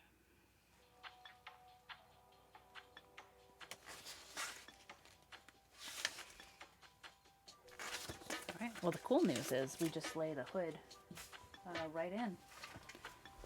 So I'm going to very carefully kind of pivot that to the side and then lay our coat back out. And then we can put the hood in. What's nice about this is I'm kind of at the point where it's just going to come down to finishing work, which is cool. And actually probably the perfect thing to do tomorrow because I'm not going to be streaming. If you know my schedule, I normally stream on Fridays. We have a scheduled power outage, so can't can't stream with no power, no internet. So I'm trying to set myself up to have some good handwork to do. So having Little Sprouts quilt coat at this stage is actually probably one of the better things. So I thought about doing this in my off time, just because, but hey, CNoop76, how are you? Thanks for the raid. How is it going? How was your Star Wars? And not to just assume you're doing Star Wars, I just know that every time I dropped by, it's been some pretty awesome Star Wars-ness, so yeah, thanks for the raid. We're working on a quilt coat for my Little Sprout, so my little youngling. It is a crafting day today. We have our Star Wars Saturdays if y'all are ever around on a Saturday here. But it's still good to see ya. Hopefully everything's going well for ya. It's good to see friendly faces around these parts. So we're actually just about to attach the hood onto a little quilt jacket here. That's what we've been working on. So any raiders that you coming in, feel free to introduce yourselves. Let me know what you do around these parts and how your evening is going. So, and if anyone needs to raid and run, I understand that. I'm just very happy to have some friendly faces. All right, there we go. So I'm just marking center of this coat off camera here. Center here, and then I'm just going to use that to kind of connect the top to the top to the center of the coat that I just marked. This is going to get a little bulky just because, you know, we've already got all of these layers here, but we're just going to keep on keeping on, and we're going to use those same clips again too, just because, you know, if something's working for us, let's keep it going, right? I will leave that pin in there, though, just because it's really marking that center, and, you know, especially on a hood, you kind of want that, like, really to be nice and situated there. So that's going to come all the way around the front, and then we really are going to be, let's see if I can zoom out anymore. I know it's going to be hard because I don't have a very big table, but we've got the fronts, we've got our sleeves, and then we're going to have our hood here, so it's really coming along, Like, we've probably put about 22 hours into this, 24. I don't know. I feel like I meant to do the math over my break, but I didn't. It's only because we made it all this extra quilted goodness that it took so much longer. But I think it's worth it. I honestly think it's worth it. So again, we're going to line up best we can. If we have to take some kind of as a loss, we'll figure it out later with the handwork and just kind of make it work, right? Just like life, we're just doing the best we can.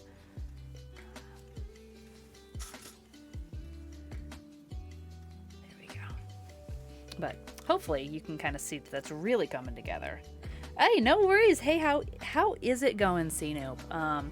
I get that. Switching from streaming to viewing is a lot. Twitch had you verify account and a bunch of things. Oh no. Well, I'm glad you're here. How was your stream? I know the last couple times I've dropped in, you've been doing some pretty cool Star Wars stuff. You always have the coolest like stream alerts and all sorts of good stuff going on. So it's nice to see what people are out there doing out in their corner of the internet. I'm glad to hear that. It went well, says CNoop. Thanks for rating. We're working on like I was saying earlier, we're working on a bit of a quilt coat for my my Little Sprout, my youngling. It was nice and hot today, which then put a fire under my bottom to finish this, because we always have a false spring and then it gets cold again, but nothing like a little oh no, it's almost too late, gotta finish the things. So here we are putting on that hood. So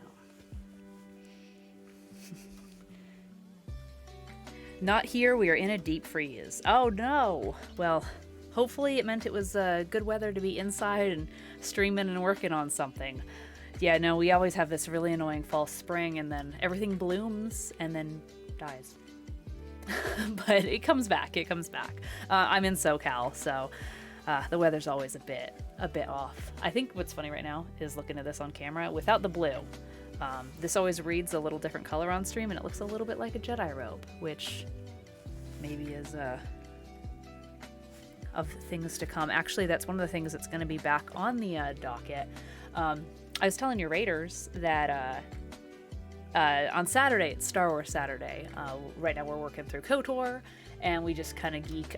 But Thursday and Friday, I do my makers and crafting thing. But that's going to involve some Star Wars here in a bit. I'm going to be working on a cosplay of Bastila Shan from the aforementioned KOTOR.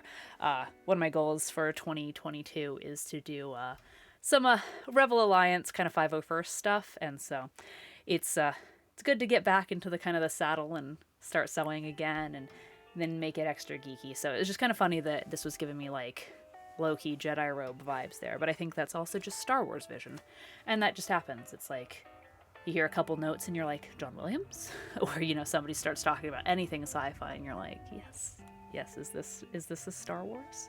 Is this Star Wars? But even when we're just hanging out, I can always be turned to the nerd side. I've got my Tauntaun.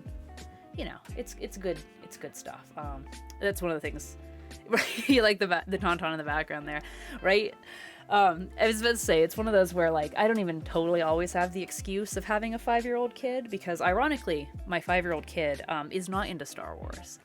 But that just goes to show that you can't predict what your kids are gonna get into. Which always makes me think of the line from Back to the Future when Marty's like, I guess you guys weren't ready for that, but your kids are gonna love it. So yeah, my daughter is not into Star Wars yet. So all the Star Wars toys are Star Wars toys and mommies.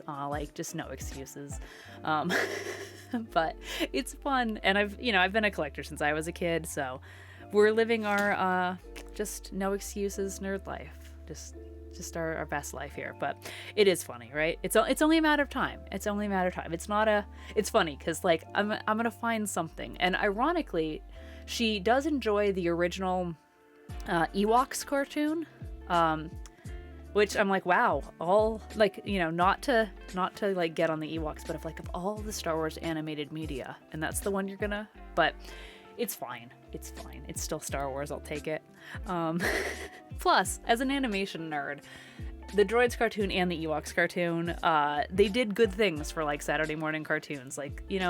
George Lucas did some cool things for some different media, so I can't really complain. It's a dice roll, man, and I'm rolling weird nat ones on what I'm trying to get my kid into, and she's like, fine, I'll take the weird stuff. So. But it's all good. So at the moment, instead of being into Star Wars, she's into geese, which I can't even pretend is Star Wars because there's only ducks in Star Wars canon, which is still one of my favorite throwaway lines where they're like, oh no, we're sitting ducks out here, and it's like, that means ducks are canon in Star Wars. All the cool creatures, and also ducks. But it's cool though. Little Sprout's a cool nerdling.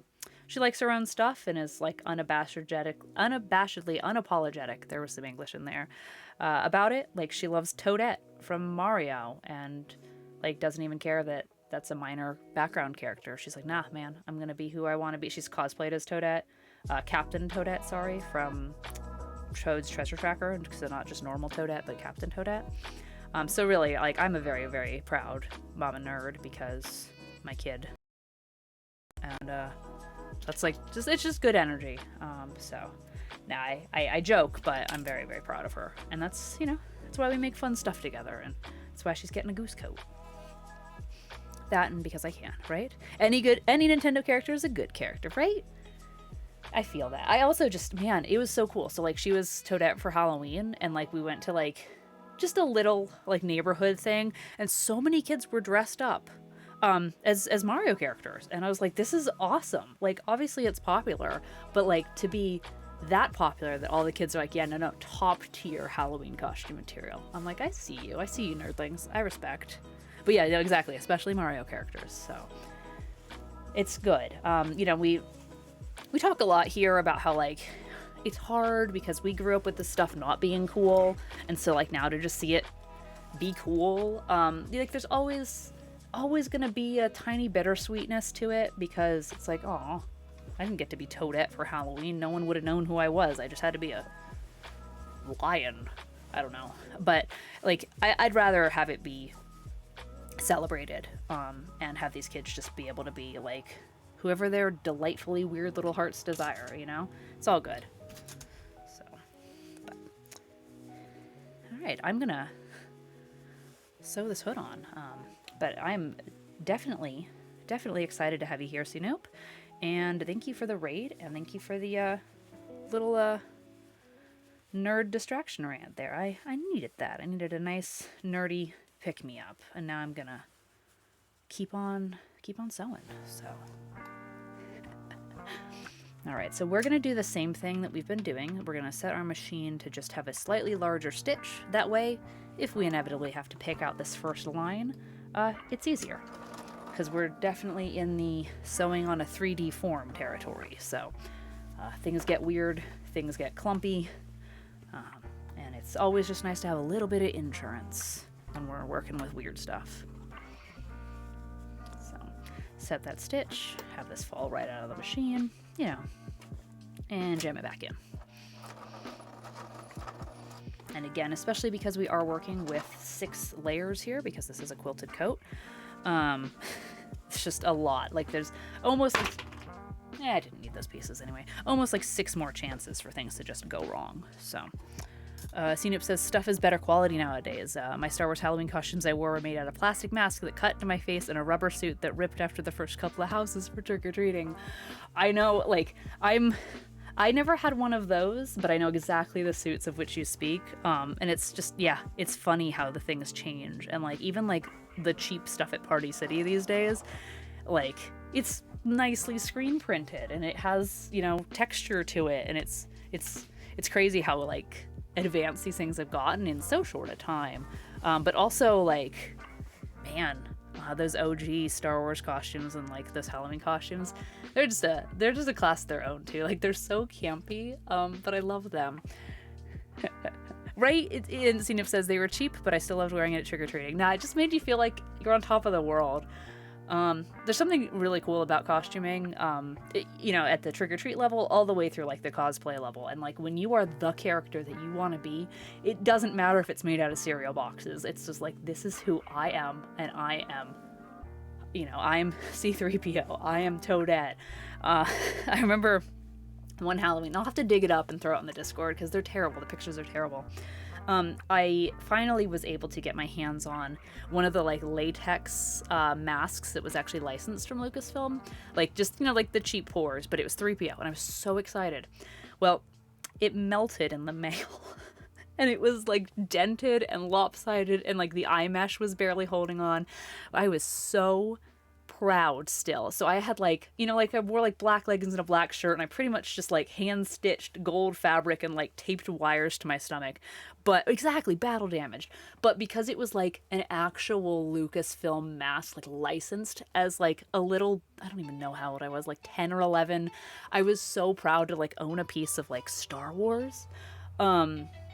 I also had like childhood dreams of being like a Star Wars museum, and I really thought that my like collection of action figures was gonna, you know, get George Lucas to notice me.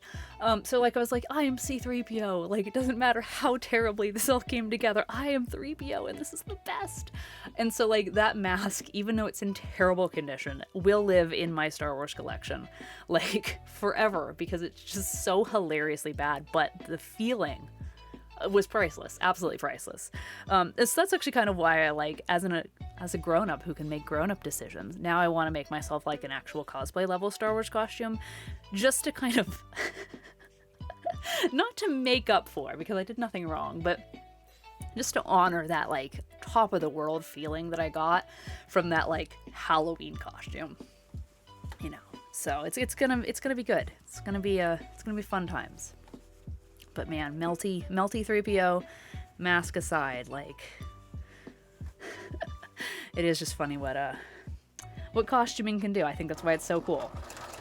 And of course, that's like why the 501st are such a cool group of people, and why we like love these characters, because just being able to see them, whether it's us dressed as them or, you know, actors dressed as them, like just getting to see these costumes come to life, like it's good stuff. Come on, little piece. Why are we being so fussy? Right? Melty 3PO. melty 3PO.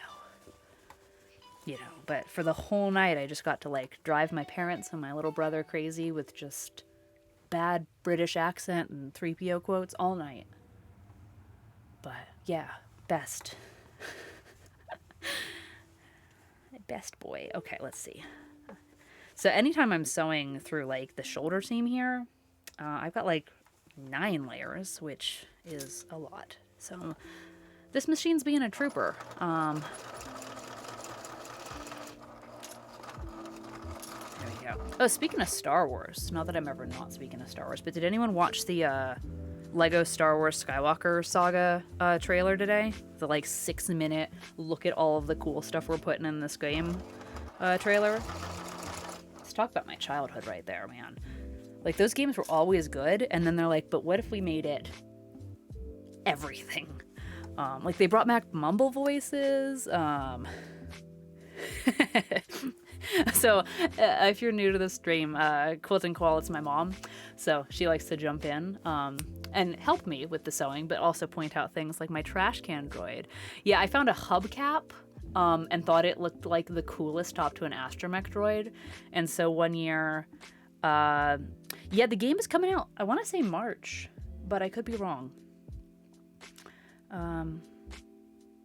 Yeah, I want to say March. But yeah, I found a hubcap, thought it looked like an astromech, and then I was Admiral Dala for Halloween. Guess how many people recognized me? But that's okay. That's okay. I had a nail polish and like gum wrapper Imperial insignia, like my rank. Was so proud of that. But yeah, it made for a cool astromech, and plus it was like the best place to put candy because I had a trash can behind me and I just filled it up. I think originally I wanted to put my brother in there and have him be my astromech droid, but I don't think that ended up working out, so. But obviously that just shows how good of a big sister I am. If I'm like, I don't remember if he was in the trash can, or I don't think he was in the trash can.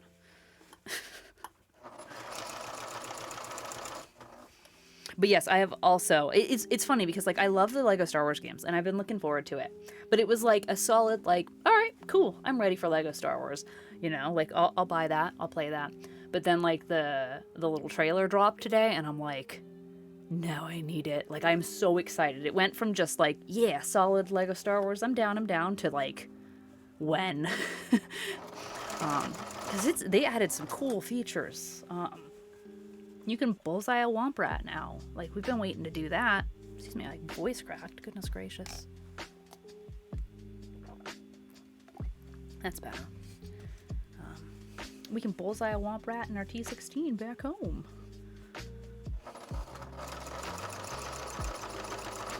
Okay.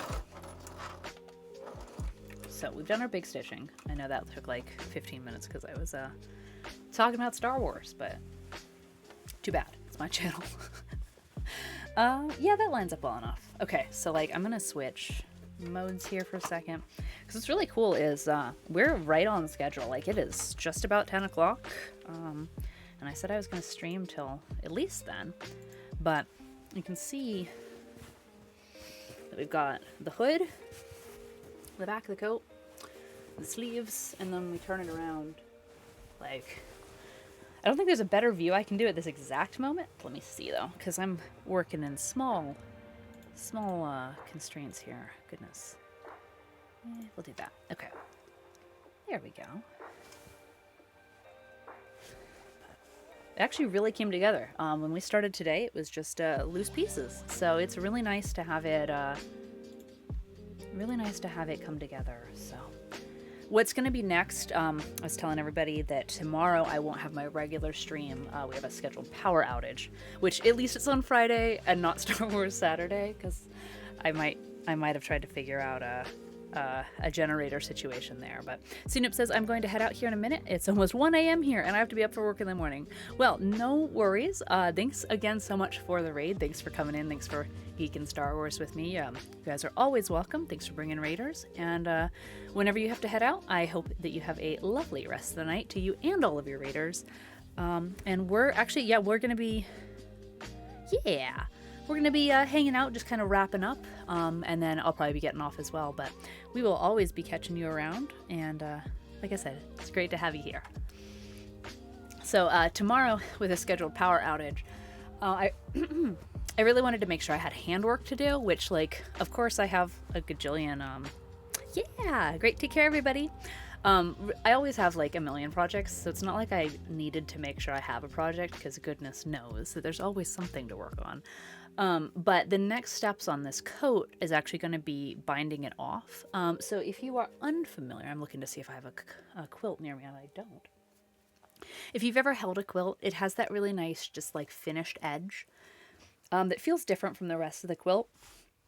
Sometimes blankets have it too, if it's ever like a strip of different fabric around.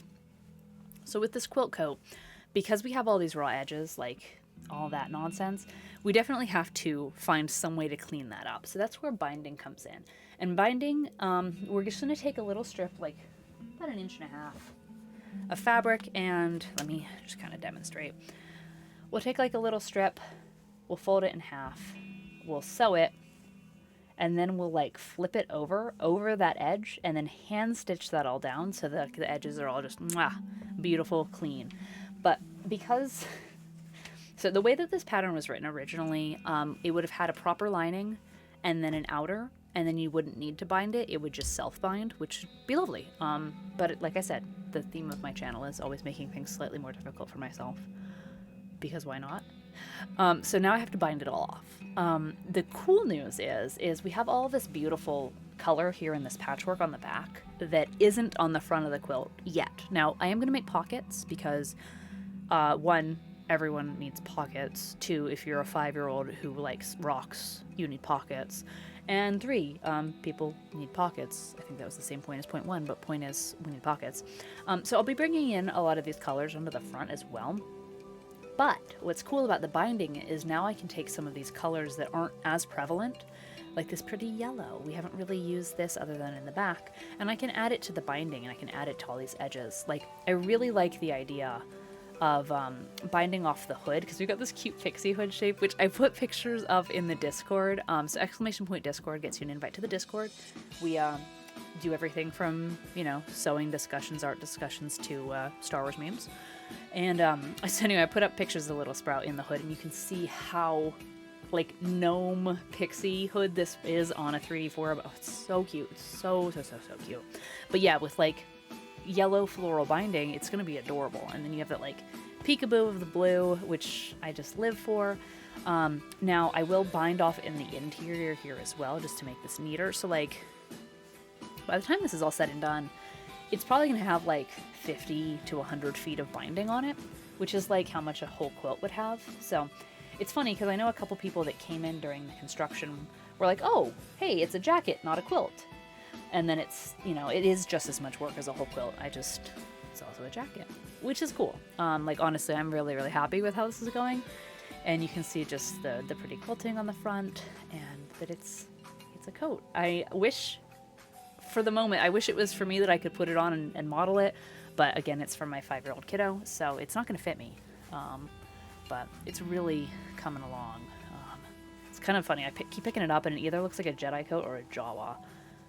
But I was also just playing on Tatooine and KOTOR, so maybe that's just where my brain is. But yeah, it's looking really cute. So, like I said, tomorrow there will be no stream, just because scheduled power outage. But thank you, Ink Rabbit, for dumping the Discord there. I appreciate that. If you want to join the Discord, I will probably have enough, mobile data and electricity to post pictures in the Discord as I am doing the finishing details on this, if you don't want to miss out. And then I should be putting up an Instagram short reveal of Little Sprout in the coat when all is said and done on Sunday. So that'll be finished. So no stream Friday, but yes, stream for Star Wars Saturday. That'll be 6 o'clock Pacific time. We are continuing through KOTOR. We just finished the main mission on Kashyyyk, so we'll see if we're going to do any more side missions, or if we're going to keep on saving the galaxy. Probably lots of discussions about the new LEGO game, because you know me, I stay on Lego, and it's Star Wars. So if you've not seen the 6-minute trailer, it's also in the Discord, or you can find it, of course, on YouTube or wherever. But yeah, unless anybody has any questions, I'm probably going to wrap it up. As, again, thank you so much, Raiders, for coming on in. I appreciate you being here. Let me see, go to my face so I can actually see y'all. But yeah, it's been a really great evening. We've been working on this for about 4 hours, so it's good to, you know, take time and take breaks and like, look at the little geese. We're gonna be just, like I said, just kind of wrapping it up here. So now's the time. If you have any questions, I'll hang out and chat just for a bit, because I like to make sure that all your questions are answered, and then we'll be moving on to the rest of our night. Again, thank you for our raiders. Thank you to all my chatters, to my lurkers, to everyone watching. Again, you are my everythings, and I can't do this without you. So thank you so much for all the followers. You know, thanks for the subs. Thanks for everything. Like, you guys make me able to do this, and also like make this real. It is a coat, and Grabbit says it's a coat. It's a coat. It's technically wearable. It is technically a coat, the best kind of coat, right? It is technically a jacket. I just have to, like I said, bind it off and then figure out exactly how we're closing it. Now, Little Sprout has requested a zipper, which is fine, but we'll have to do that. And then I still need pockets, because, like I said, it still needs pockets. So we'll be looking through the Great Big Book of Everything, and by that I mean the pattern book, just to pick some cute little simple patchwork pockets, because I'm not gonna do this block again. This block was fun once. I think it's that's my one and done on this block. It was worth it for the back, but the pockets will probably end up being like little friendship stars or little 8-point stars, or just something a lot more simple. And then I'll probably flat fell all my seams and call it a day. So technically, by the work, this coat's actually probably only about halfway done. So again, we probably put about a day's, like, by the hours, 20, 22, 24 hours into it so far, or more. I'm not counting today's stream for some reason, so probably 28. But by the time all the handwork is done in the binding, the flat felling of the seams, and then the pockets, it'll be, and then the zipper work. So good things take time, which is what I always tell Little Sprout. But I don't know, sometimes it's like hard to see those numbers and be like, oh, that's like 2 days. But over the course of like a good number of weeks. So again, thank you all for like watching and asking your questions and being here. It's fun for me, and it keeps me motivated and keeps me going. So, but yeah, and I hope, like, you know, I hope, and I can guess by the comments, but like, I hope you guys are as excited about this as I am. I mean, it is neat to see it come together, right? Like, it's legitimately a coat. It could technically be worn. It wouldn't last very long without the binding, because, you know, you see all these exposed edges and everything here, but it's technically a coat. If we were in, I don't know, some weird post-apocalyptic situation, I could very quickly serge these edges off and call it a day, but, you know, we're not, so I guess I gotta put in the rest of the work. But, all right, well, if there's no more questions, I'm just kind of looking at the chat. I'm going to wrap it up, kind of right on schedule, which is weird for me. Again, raiders, thanks for coming in. I apologize for the short stream after the raid, but if you do like what you see here, feel free to follow and join us for next time. We'll be, like I said, we got a lot of costumes coming up, a lot of clothes coming up, and then as always, Saturdays are for Catherine's Unapologetic Nerd Hour. So we like to geek, we like to have fun, and we like to get you know, distracted on nerd rants about Halloween costumes and just have a good time. So for everybody else here, again, thank you so much. My name is Catherine. I'm here. I'm in a school bus, so we like to say that the bus's doors are always open and you're welcome on board the bus anytime. I'm going to really quickly see if there's anybody else online to raid. I know this time of night it gets a little bit hard to find somebody. You know what? Oh, let's see. You know, Aki and Peach, they are online. King's Creations is online.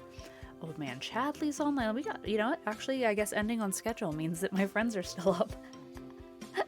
Let's read Aki and Peach. Aki and Peach, they are a family. Family of gamers. Very family friendly, so watch your mouth, nerds. And we're gonna go raid them. I think they're playing Destiny 2. So let's do it. Again, my name's Catherine, and thank you so much for being here. And I'll see you guys not tomorrow, but on Star Wars Saturday, 6 p.m. Eastern Time. I'll see you guys then. Bye.